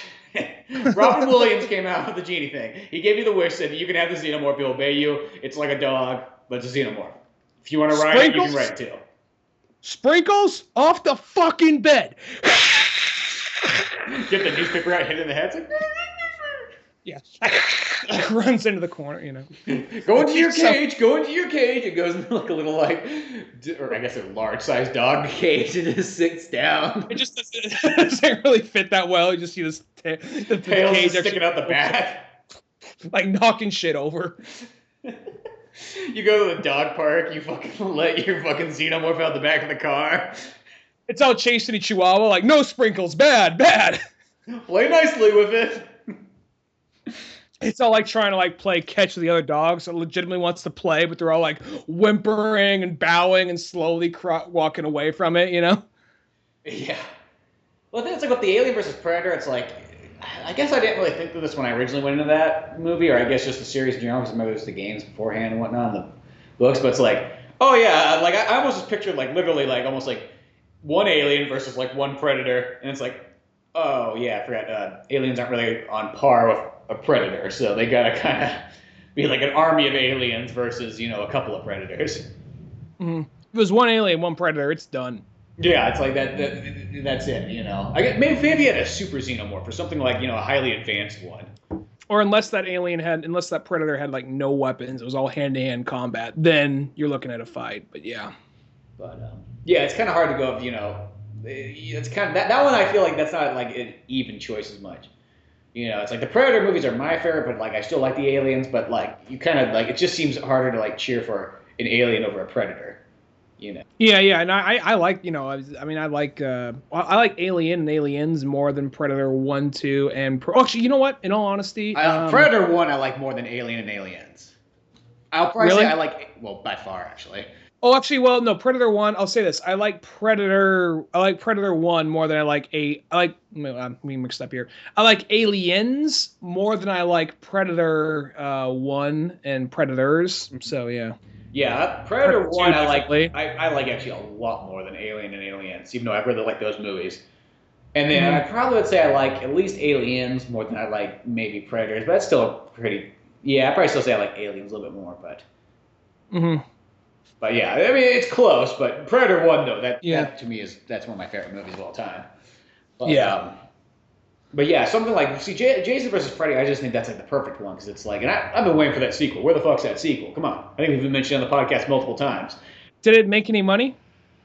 I think it made a decent amount. I mean, horror movies don't need to make nearly as much as like, you know, giant big blockbuster action, you know, movies and whatnot. No, I never saw that one, but basically weren't they just like killing everybody, and then at the very end, like, fuck you, you're stepping on my toes, we gotta go at this or whatever? Isn't that basically pretty much in simple plot? That's what it is. If you get a chance, if you ever see it, you know, used or something for a couple bucks, pick it up. It's a damn good movie, and it's one of those ones. It's not like a horror movie. It's almost more like a horror action movie, I guess you could say, because it's, you know, it's more like it sort of starts off like you know, kind of like your typical Jason Freddy movie. But then it progresses just being this like huge like battle towards the end and whatnot. Gotcha. And it's got good comedy in it and whatnot. It's, if you had to compare it to like the other ones, it's one of the best ones out of both Friday the 13th and Nightmare on Elm Street movies. It's that good. Well, I was just never really into slasher films that much. I mean, there are slasher films that I do like. Like I've never seen the original Friday the 13th, Nightmare on Elm Street. I do like Friday the 13th parts 1 and 2, but it was just never been my favorite genre. I don't know why. It never really jumped out at me. And one of my favorite film series is Evil Dead. Mm-hmm. I don't know why that one over other ones, but in most cases I'm not really into just slasher flicks. So you know what I think it is too. I don't hate them, but it's one of those ones. You know, even though I like horror movies, I feel like it's a genre you have to kind of get into when you're a kid. And if you don't get into it when you're a kid, then it's kind of hard to come into when you get older. Because the older you get, like I mean, I'm not saying that this happens for everybody, but I just feel like myself, like horror movies just don't appeal to me as much as they once did. There was a time period where I'd almost like, I would try to see as many horror movies as I could. I mean, we'd rent all kinds of movies from like the video scene in Twain Hart, and that's where I watched like all those ones, you know, everything from Creep Show to Nightmare on Elm Street to Jason, drawing blank on my ones, fucking Pumpkinhead and all that kind of stuff. And then as I get older, it's like whenever I watch one, I still enjoy it, but it doesn't jump out at me. It's just not a genre that I care to go out and watch nearly as much. I'd almost put it back. It's sort of out of the main genres. It's one of my least favorite genres now. You know, action and drama being my two favorites, but as far as like horror films go, I think it's because like slasher flicks, not just horror films, more in the sense just break it down. Slasher flicks, those ones you want to see them kill a lot of people, and you almost kind of, not all the time, but a lot of times you view the monster as like the thing you're cheering for because you want to see these people die. And I don't know. I guess I never really cared for the people so much, but I never really hated them enough to want to see them die. So it just kind of left me like this lukewarm kind of feeling for it. Plus, all those movies, this is going to sound really weird, but all those movies at some point, this isn't like the killing factor, but it's just kind of like a couple of just different elements. Like the characters are usually pretty generic. Hold on, the people you think. I'm going to go take a... I was just making a bunch of I was just entertaining. There's last week, I'm not sure if you noticed this. Last podcast we did, there's literally 2 minutes of silence. That out. I went back and fixed that. No, you didn't cut. Oh, okay. Because when I downloaded it, I saw it because I focused all this time because you're like, cut out some of the beginning stuff. So I put all this time into doing that. I spaced out so much on that middle section, and there's literally 2 minutes of just nothing. And I was so fucking nervous because, I mean, look, I'm not gonna lie. I think we all do. Sometimes maybe I'm letting too much out right now, but sometimes I just kind of like whatever's in my mind just flows out. Sometimes some weird, stupid shit comes flying out of my mouth. Were you talking during that part? I wasn't, but I was just kind of sitting on edge, just like, fuck. Don't say anything. Don't say anything. Just sitting there. Cause I was sitting there just waiting for me to just go, you know, just do something stupid or, you know. Just like, well. I got 2 minutes. I got 2 minutes. Oh, all right. Oh, good. He's back. Okay. He'll cut that out. Yeah. That's what the problem is. Like, you just get these drinks and you fucking like I haven't even went through it all yet, but then you're like, oh, bladder buster. Yeah, I was talking very nonsense. I was aware of it. At some point, I ran out of shit to say, so I started just playing music off Spotify. I don't know if it's actually going to play on the thing or not, but who knows? Right now or like last week? No, like right now, I started playing music off Spotify. I don't know if it picked up on the microphone or not, because the microphone... I don't know. Tell me if you could hear this real quick. I'm not going to play a whole song, so we don't have to worry about legal stuff, but tell me if you could hear this. I don't hear anything. No, you probably can't hear it because you get your headphones on, probably. Well, I wasn't sure because it's part of like the computer and it's recording whatever's going on. Maybe not. No, it's not the microphone thing, so that's the reason I can't hear it. Okay. But, well, I was playing Where Is My Mind by the Pixies and then a little bit of Creep, but then I hit 30 seconds and I cut out, so I think it's 30. You can get away with playing for 30 seconds. Yeah, I think it's less than that, but yeah, it's Mr. Campbell told us that time period, and it's always been a weird one. I've never been able to figure that out as much. Yeah. But I did get Expendables 3 though on Blu-ray. And, how's that? You know, I watched that movie twice so far since I've got it, so this has been the third time I've seen it. Is there an R-rated cut? There is an R-rated cut. It is one of those ones where it's like, it's an extra 5 minutes longer. But I couldn't tell you what the hell was more in it. I just know that I think there was just more action, but there was nothing that stood out. Like, it wasn't like you went, oh, fuck, that scene wasn't in there, or that wasn't there. I think they just kind of extended more than anything else the ending action and maybe some other scenes. I don't know. I almost need, like, there's some DVD I have. Oh, no, it's The Fucking Town. That literally has, you can turn on a mode where a little camera appears in the top left corner just to tell you that that's a new scene. Oh, okay. I'm like, dude, that's a fucking genius idea. They need to put that in like every extended cut movie, just so at least you can know. Because sometimes I watch some of these movies, you see it in theaters, but if you only see it once, you remember what all the big scenes. But then you go to watch it, which I thought this one wouldn't be so bad because it was only 3 months later. Most of the worst ones when I've seen a movie and then like it's 6 months later or 6 years later I go to watch it again, and it's like, well, fuck, I'm not gonna remember anything like that. But I will say I'll tell you this. There's nothing in there that makes it R-rated. Let's just say that. It's still not an R-rated picture. It's really more just an extended cut of a PG-13 movie. But I watched it twice again after the theater version. It is just a damn good movie though, because kind of once I already know exactly what I'm in for. Okay, I know that this movie's gonna have the kids in there. Did you lose audio? It just came back. Okay. It just came back. You're delayed for a second, but it's back. Okay, but frame rate, like we were talking about earlier. Yeah, well, that's different though. That fucking affects shit, but still. Okay, so it's like, I go to the movie, it's like I knew exactly what it's all about. I'm like, okay, it's gonna have the kids in there in the middle section, so I already know that. I just kind of accept that. That's fine now. And then I knew that it's not rated R, so it's not gonna have nearly as much of the violence. But it's almost like the action still works. I mean, it's not, you don't get the super gore like you did in the first two, because those first two just have, people are getting blown in half and everything, and exploded, and body parts, and blood and guts everywhere. I think the guts and the blood that's more of a perk. It's not so much the selling point. That's a perk. I think that the thing that kind of dropped it down was just, even though they didn't do a bad job, like we said in that podcast, I think it's the younger people that come in because we don't know them. We're there to kind of see what we know, and we don't know who these people are. And I think it just probably would have been more effective rather than just do a whole new team of young people where just like maybe one or two of them came in, like stacked in a little bit more and more. You know what I mean? Well, it's like Liam Hemsworth in the second one. I think that's a perfect example. Like, there's your one young character. You know what I mean? And this one almost could have just had, like, Ronda Rousey. Just be like, okay, well, there's your young female character. So it's different. You know what I mean? And it's not really saying anything against any of those guys. They're all good and stuff like that. But it is that kind of thing. What you're there is to see a bunch of old men firing guns and throwing punches. I think what they should have done was just probably have like the other team. It's not all like, oh, these are the young hip kids. This other team is just a bunch of other stars we haven't seen yet. Yeah, exactly. I mean, you could almost say those 5 characters could have been, that could have been almost Jackie Chan. That could have been Vin Diesel. Yeah, Vin Diesel. That could have been Carl Weathers. That could have been, and so on. There's so many more it can be. Clint Eastwood. Fuck, they could have had him have a cameo.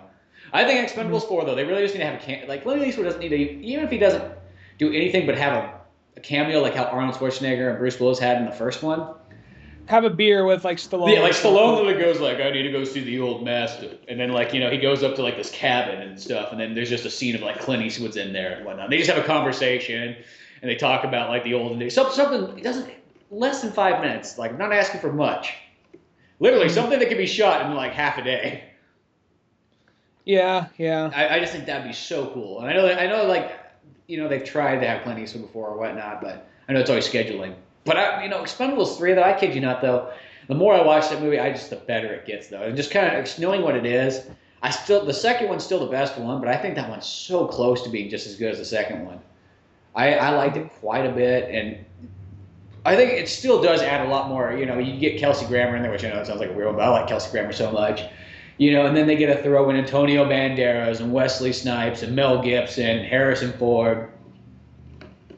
The only thing is I just feel for the fourth one, it's like, almost on the fourth one, they got to, like, pull back now and go back to maybe, like, less people. Almost 5 characters and then maybe throw some newer guys in there.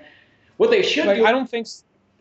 I don't think certain characters will come back. I don't think that like all these people are all going to be back in the next one. I don't think all the young people are going to be back in the next one. Maybe one or two of them, but yeah. Yeah, they'll probably do something where like they'll kind of do well. It's like in all of them. Some characters just are only in it for like a little bit.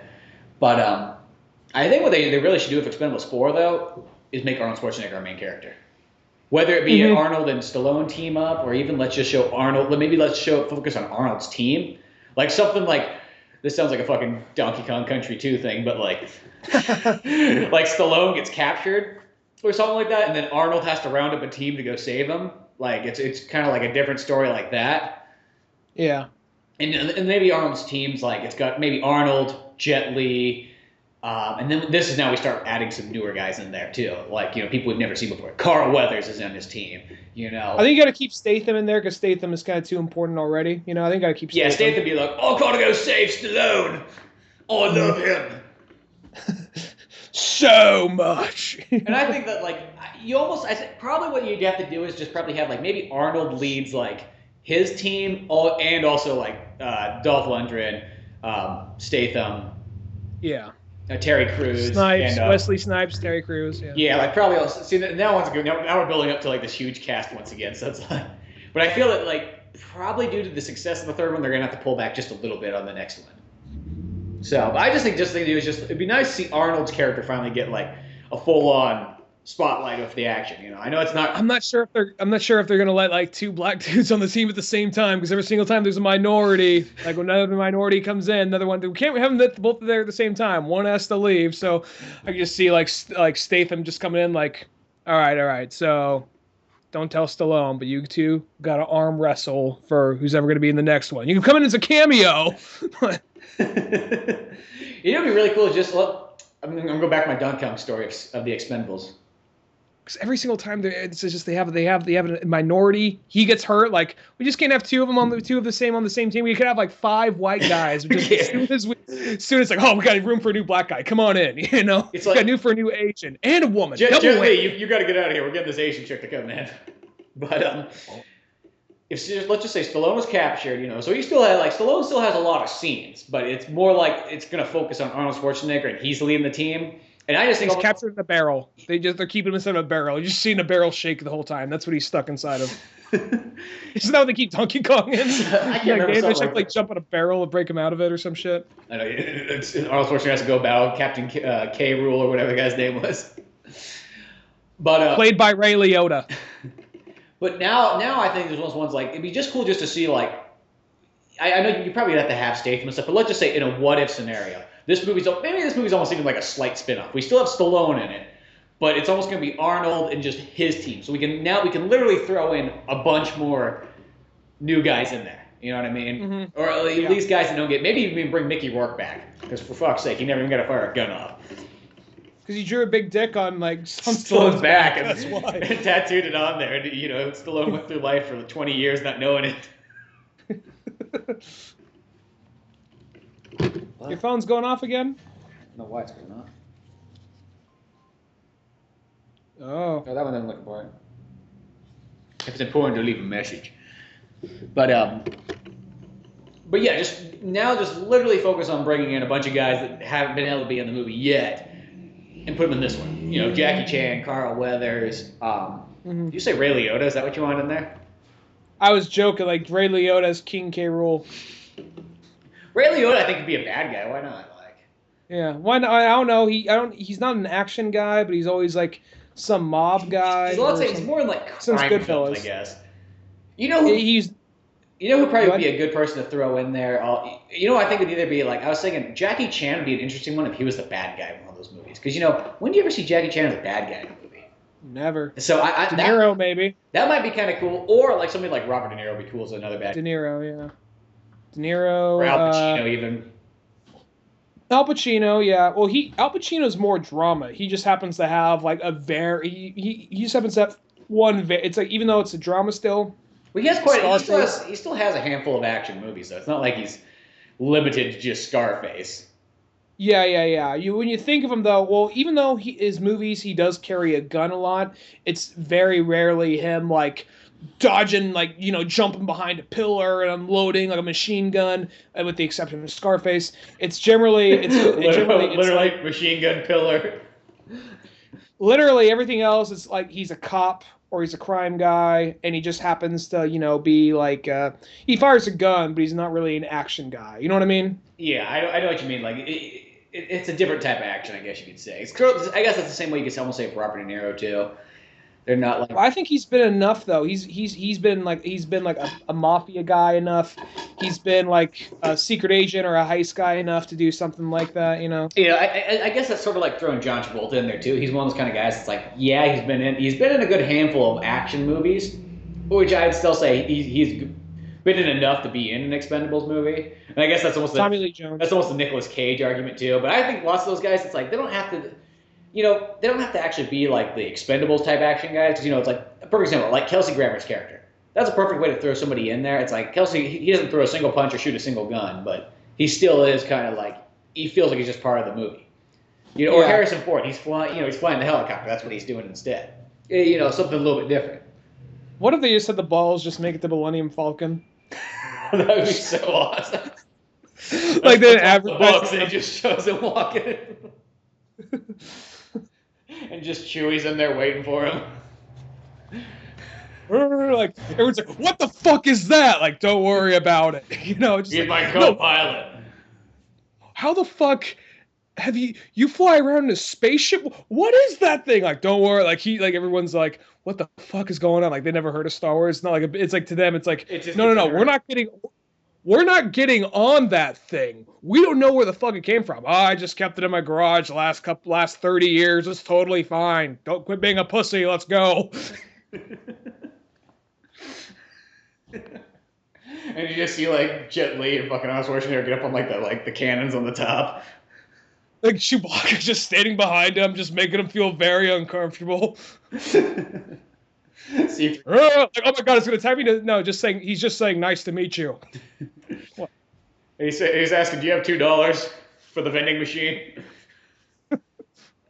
No.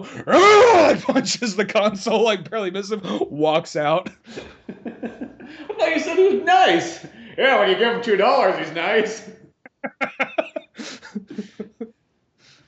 Like whenever he looks at him now, like they're all partying at the bar, like he's just staring at Jet Li, just like Billy's just trying to like mind his own business. He looks over, like Chewbacca just staying in the far corner, just staring him down with his arms crossed. He looks back over it again. He's making like the notion of like slitting his throat.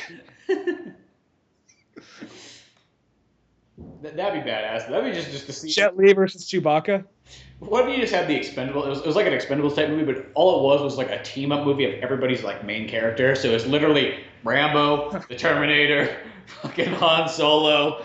To give more of a sense of urgency, let's make it Dutch.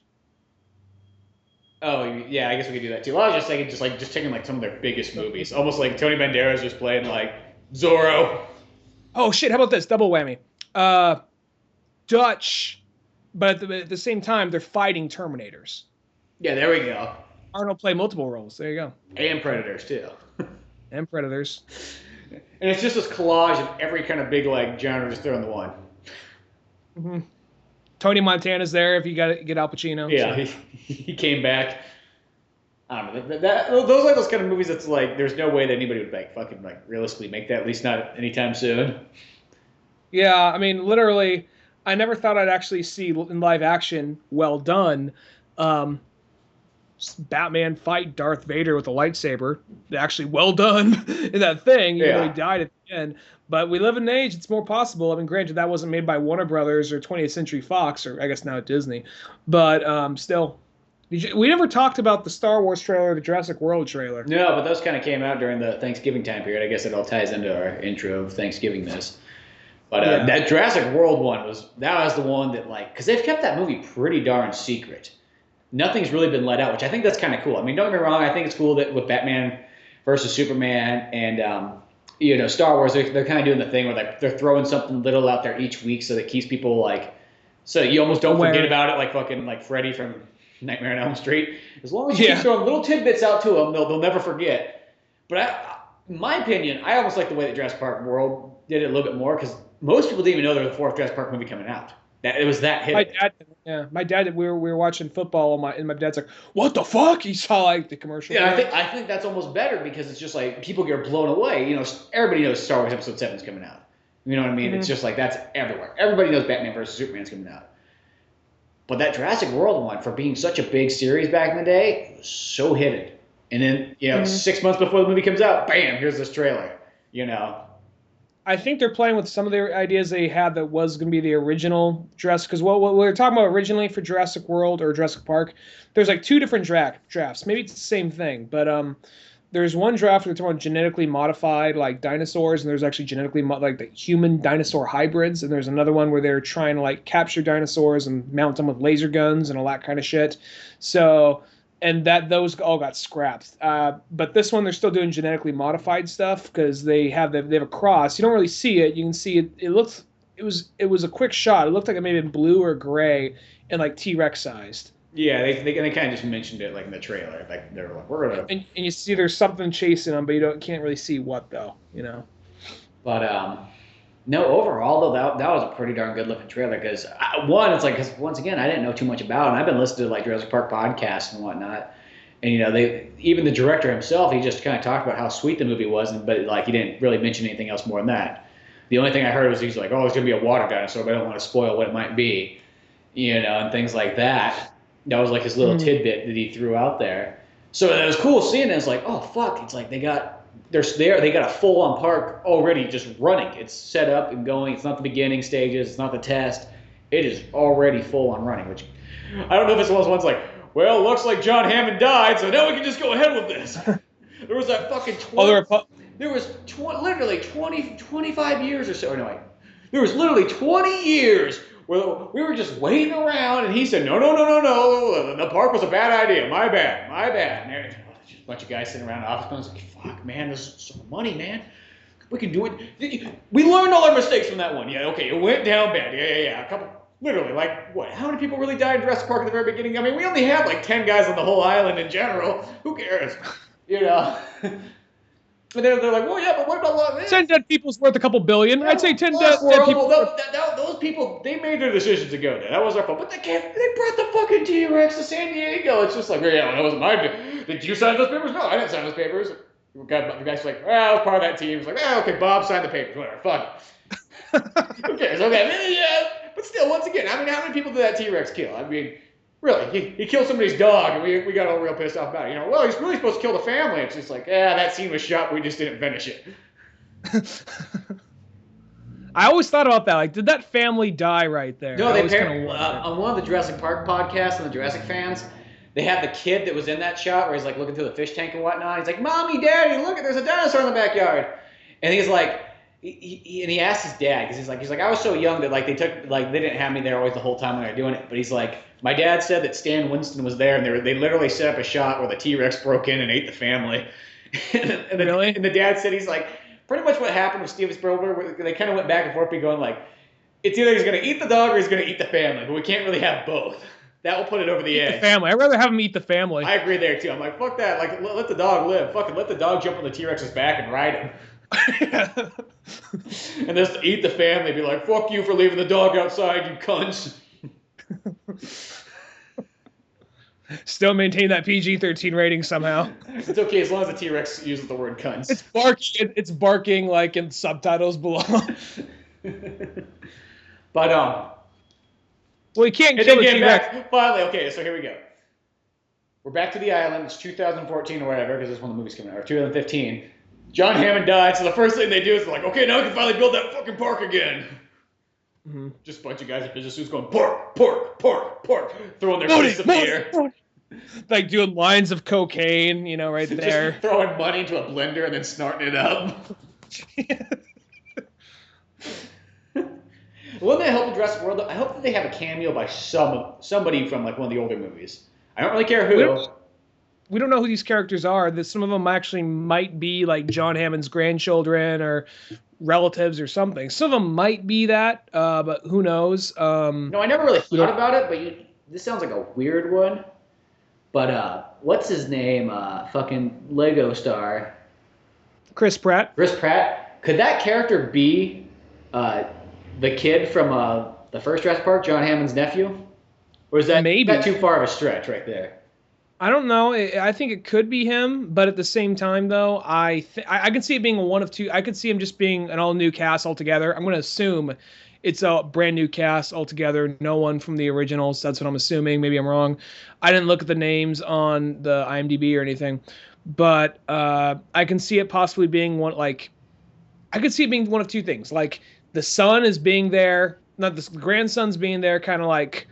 I'm going to be here just to make sure they don't fuck it up because I was there at I was there, and they fucked it up. Guess what? The Ferris wheel did not work and Raptor almost ate me. So yeah. Anyway, I think there's that. And then there's also, I think the other thing they could be going with is the possibility of that, or his whole opinion would be like, no, I don't want it. I don't want to do it again. The bad fucking idea. No way, no how. Or he just changed his mind. I don't fucking know. I don't know. I had something else, but I just blanked on what it was. So fuck it. Yeah. I don't know. If they just throw in, like, maybe, I don't care. Once again, under 5-minute cameo of Jeff Goldblum. Fucking put in Grant. Put in Sam. Who else could they throw in there? Trying to think of, like, I mean, I guess they could put in Vince Vaughn's still big, so yeah, put Vince Vaughn in there. Like that's I'm not really the biggest Vince Vaughn fan, but I love him in fucking like Lost World. I kind of forget Vince Vaughn's in that movie. Well, the weird thing to me is, like, I remember when Vince Vaughn started doing all those comedies. I thought that was so weird because I was like, I'm like, he's an action star. What's he doing in a bunch of comedy movies? And it's just like, oh, he's an action star in one movie. Oh, well, as a child, that one movie made me think that he was an action star all the time. Well, he would play like serial killers or like assholes a lot of time. Like he was in that Psycho remake. Oh yeah, he was fucking in that one. And he was also in that I don't remember what it's called. I think is it like really obscure fucking movie. It was, what was it? Oh God, it was like public disturbance or something. Or it was like John Travolta's ex-wife married already forgot his name, Vince Vaughn, and his son witnessed them kill Steve Buscemi, and so he's slowly trying to. He's like, oh, my son knows that but no one believes the kid or whatever. John Travolta does, and so he's worried for his kid, and there's this whole legal thing going on. So that sounds like an interesting. You ever seen that? No, I don't think I've ever seen that. That sounds like a good movie right there. But yeah, that's how I always just remember Vince Vaughn. Is I just think of him as like an action star, and then all of a sudden it's just he's only in comedies anymore, and it's just like, fucking put him back in Jurassic World now. We could bring back that action star Vince Vaughn. Yeah, so maybe I don't know. I'm wondering what that could be. I'm thinking about it, I actually don't think Chris Pratt's probably the grandson. Maybe if he was though, if he was the grandson, he's probably there just saying like, I'll just see, make sure he doesn't get fucked up, or just like, no, fuck it, I like money, I changed my mind. A couple dead people are worth it, okay? You know what? My grandfather died, but fuck it. I want money.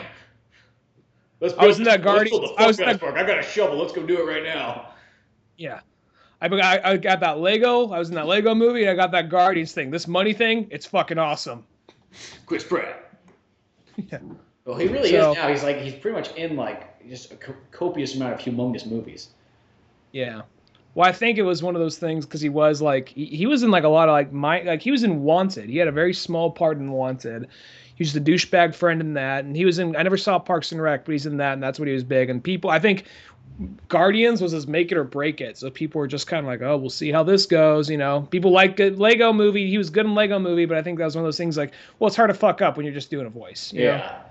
So it's like and then Guardians of the Galaxy. So then it's like Jurassic World and so on, but. I can't wait. That's the movie. That's the number one movie I'm actually more excited for that movie than Star Wars. And the reason I say that is, well, Jurassic Park's my all-time favorite movie franchise. But here's the thing. We've gotten 6 Star Wars movies already. We've only gotten 3 Jurassic Park movies.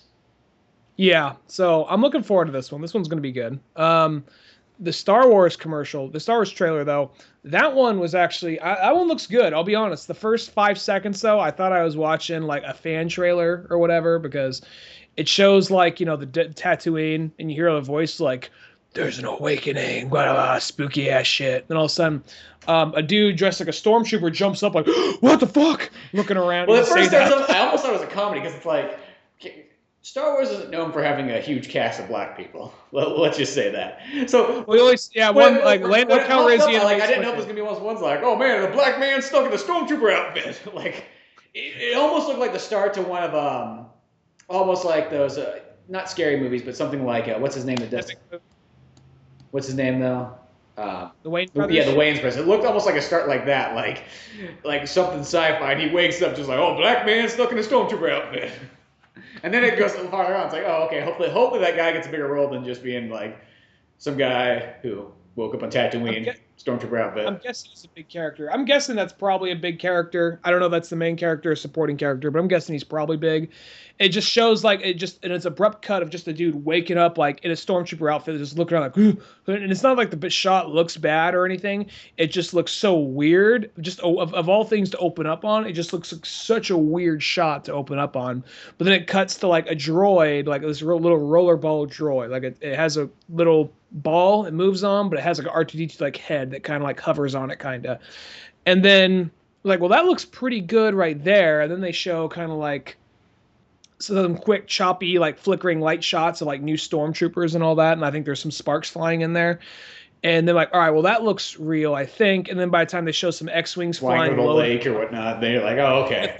With cloud, there's like some clouds in the sky. Clouds are kind of parting with the sun shining through. Like that. Okay, this is real. This is real by that point. And from there, I want to say they just mainly showed they showed the Millennium Falcon. They showed a Sith Lord. I don't know. He might be a Sith. Maybe he works at Space Hot Topic. I don't know. But I'm assuming it's a Sith Lord. Dude dressed in black, red lightsaber that has like two little like hilts come out, two little laser. Yeah, laser hilts just to be a little bit different. Siths I notice are always the ones that are pioneering like the different kind of swords. I noticed. Jedi's are kind of like very basic of theirs. It's just like, yep, mine's in green, mine's in blue. Oh, really? Well, mine's in blue too. Guess what?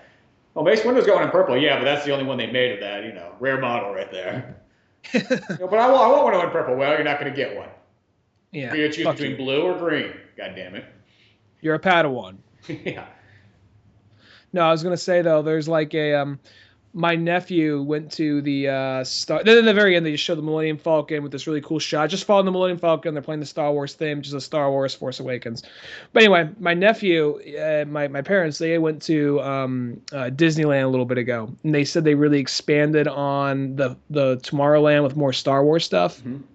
They had this little Jedi Academy thing, where there's a guy pretending to be Mace Windu, comes out, says, all right, here's how we're going to teach you how to be Padawan, how to be Jedis, and this and that. Then halfway through, Darth Vader comes out of the ground like, I will turn these children and they will fight for me, And then like, basically like, all right, kids, now you got to fight Darth Vader. And I know you think it's just a bunch of kids just like beating a guy. It's like, oh, it's worth the money. It's worth the money.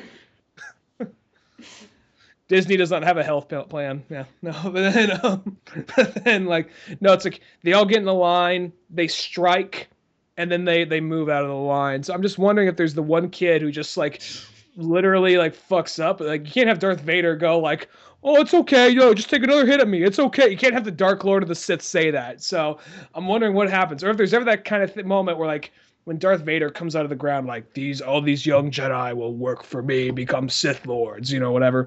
And I'm waiting for there's that one kid, yeah, I want to do that. Like one kid. Give me a red lightsaber. Want a fucking double-bladed one, just like Darth Maul.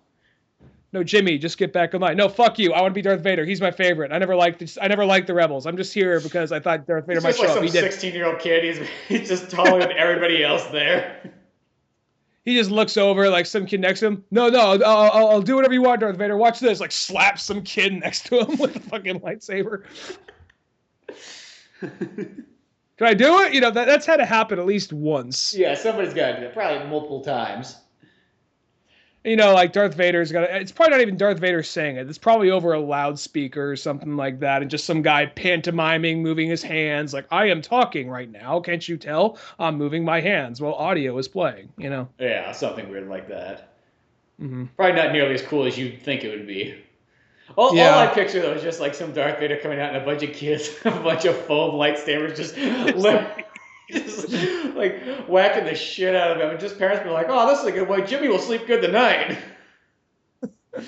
Or I just see like I'm just thinking, what if the kids? I just because kids are too unpredictable. What happens if there's a kid talking and yelling the whole time? Does like another Jedi like? You gotta shut the fuck up. This is a show, man. You gotta just be quiet, shut the fuck up, and swing the sword. Like what happens? Like takes him over to the side and fucking sits him down. Yo, people's parents paid a lot of fucking money for you to fucking be here right now. It's a fucking privilege. You know what? Some of those kids up in the audience, they aren't fucking down here. So you better fucking go back out there and do what you're fucking told, or you're gonna go to the underground Disney jail. And you ain't gonna fucking like it down there. There's no Star Wars and there's no Mickey Mouse. There is just rape and death. He's going to an underground Disney hostel. You ever got your fingernails pulled out? There is an underground Disney jail, though. You ever had your fingernails pulled out by a guy in a Donald Duck outfit? Did I ever tell you the story of when Kyle... fucking Minnie Mouse comes out like in a gimp mask with a chainsaw. Did I ever tell you the story of when Kyle's dad got sent to the underground jail in Disneyland? Yeah. Oh, yeah. Let's go. For anybody didn't know, Kyle's dad whipped out a joint back in the day, smoked it, got caught, and they put him in the underground jail. I just imagine. I know it's not this. Wondering, but do they actually have like mouses on their badges? I don't know. It's a good question. Oh, I just see it being kind of like just some fucking haggard Mickey Mouse, like at the guy in a suit, like at the desk, like filling out paperwork with a cigar going. He's like, got another one, Frank? Yeah, the guy Frank's like a guy in a Donald Duck outfit, They take him along. He's just chugging a beer. He's the Harvey Bullock of Disneyland security. Even though he's wearing a costume, he's got a 5 o'clock shadow going. They pull it off somehow. Just like on the bill. He just pulls out a cigarette, like, want a cigarette? He's like, sure. Like, might be your last. What? Nothing. Walks away. You get in that jail. I just imagine, though, that a kid, like, whoever was talking to that kid saying, don't fuck this up, being a little bastard. I just imagine it being like a guy in a Mickey Mouse outfit leaning down saying that to him. Just totally killing the whimsy. No, it's probably a guy in a Jar Jar outfit. It's like, don't fuck. He just totally breaks character. So it's like, Mr. Jar Jar, I'm going to show you. Come here, Billy. He starts walking him over, and it's like, okay, kid.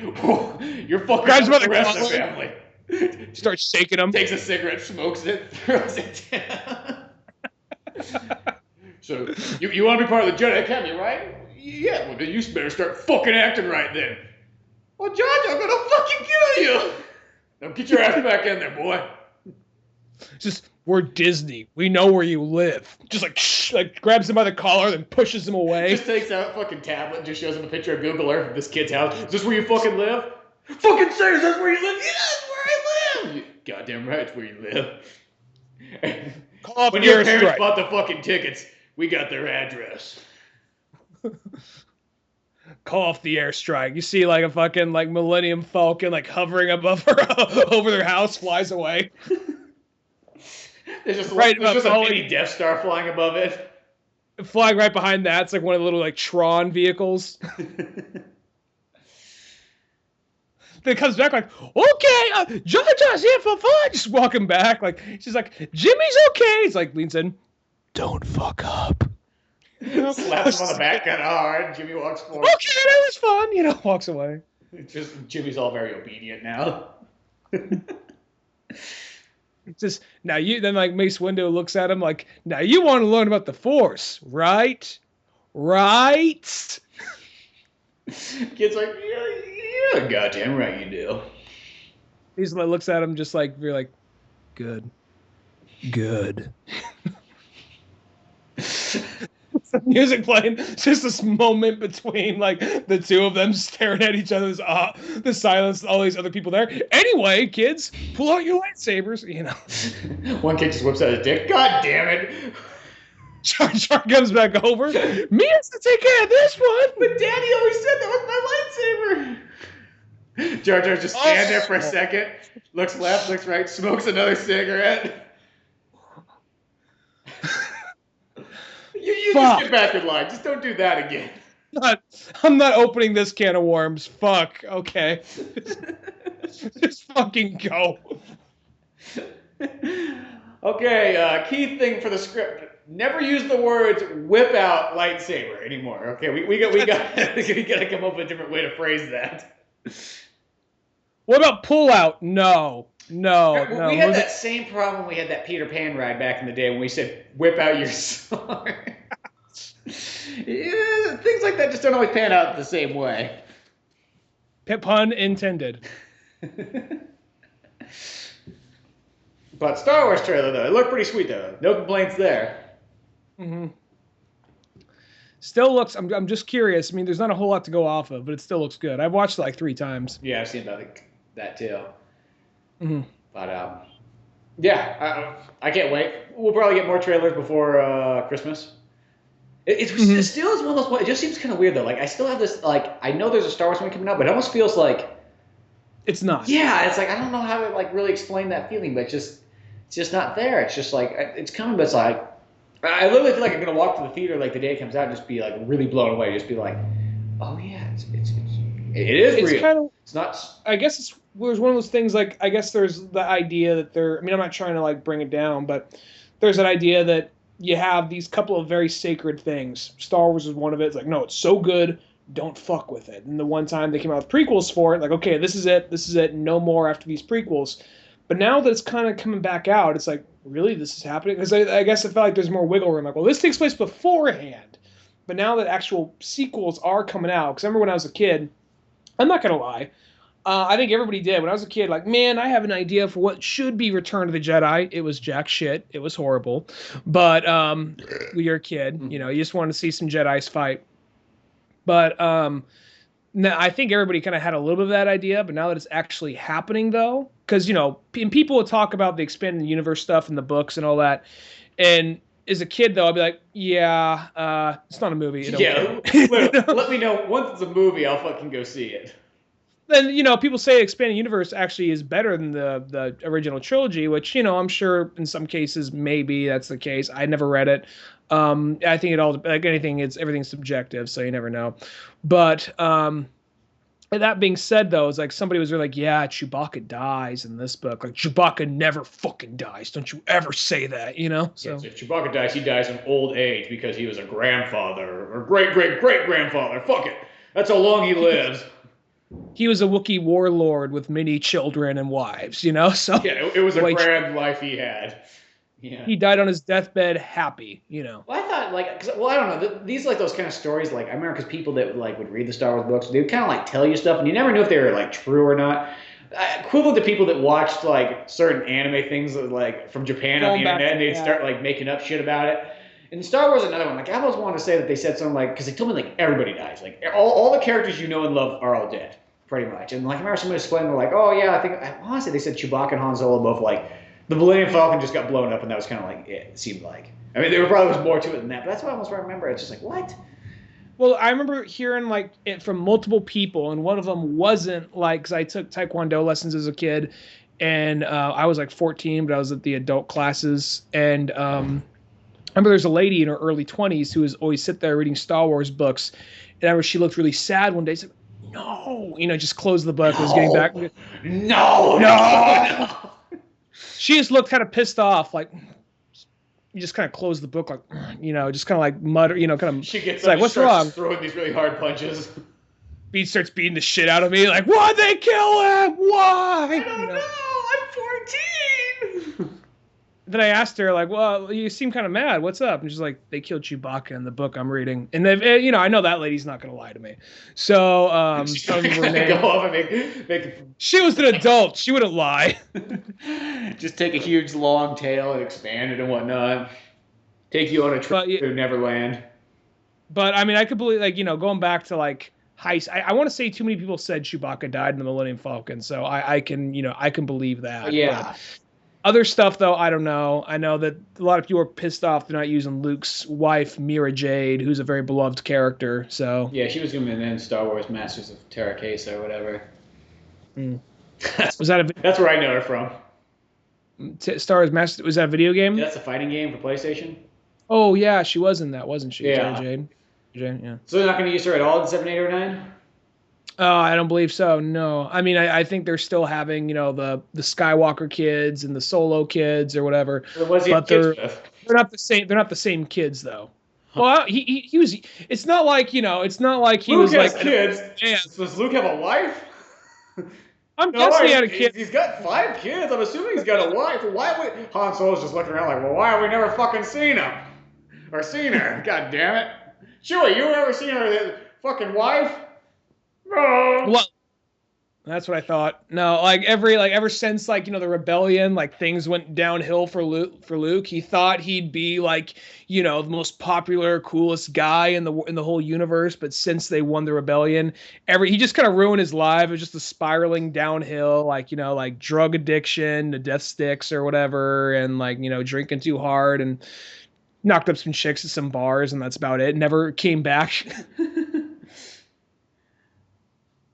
Well, it'll be interesting what they do. I mean, I think it's one of those ones, some of those characters I think it'd be kind of cool to see in there because people always tell me those stories in the books, and it's I know maybe if there's a comic book of all these things, I'd go read it, but I know I never pick up the novels just because I'm never the biggest fan of regular novels. I like nonfiction.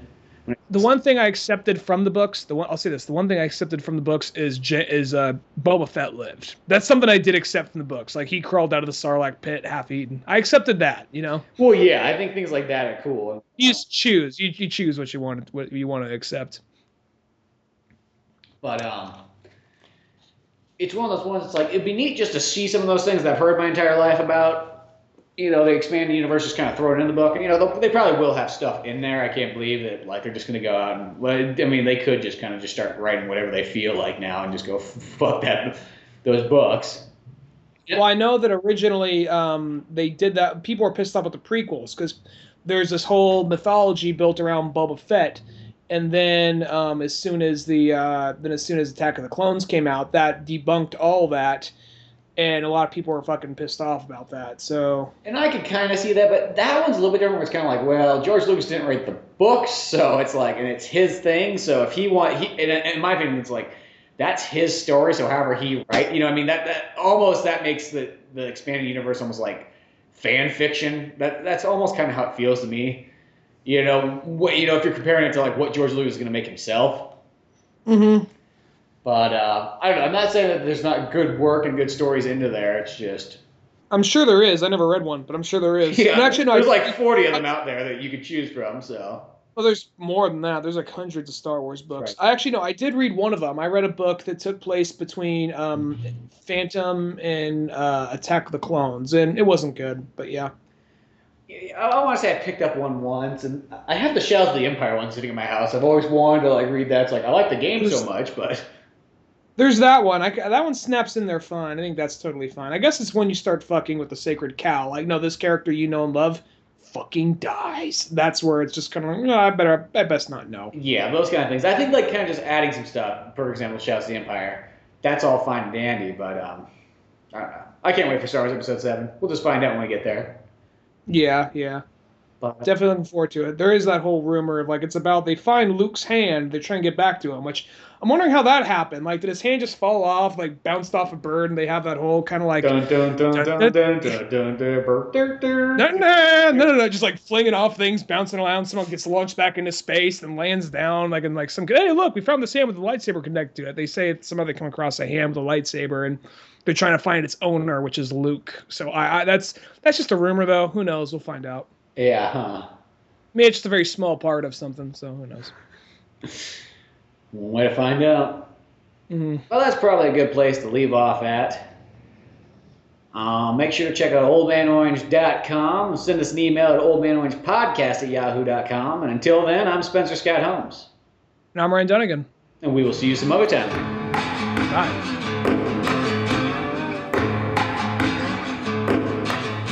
Listening to the Old Man Orange podcast. Check out our website at oldmanorange.com for even more podcasts, cartoons, videos, music, and more. Send us an email at oldmanorangepodcast@yahoo.com. Be sure to subscribe, share, rate, and review us on iTunes, Podomatic, or any of the other fine sites we might be located on. If you want to help out even more, click on the Amazon or GameStop links on our webpage before you make any purchases there. It won't cost you a penny, but it sends us a little something our way. Thanks again, and tune in next week for more Old Man Orange Podcast.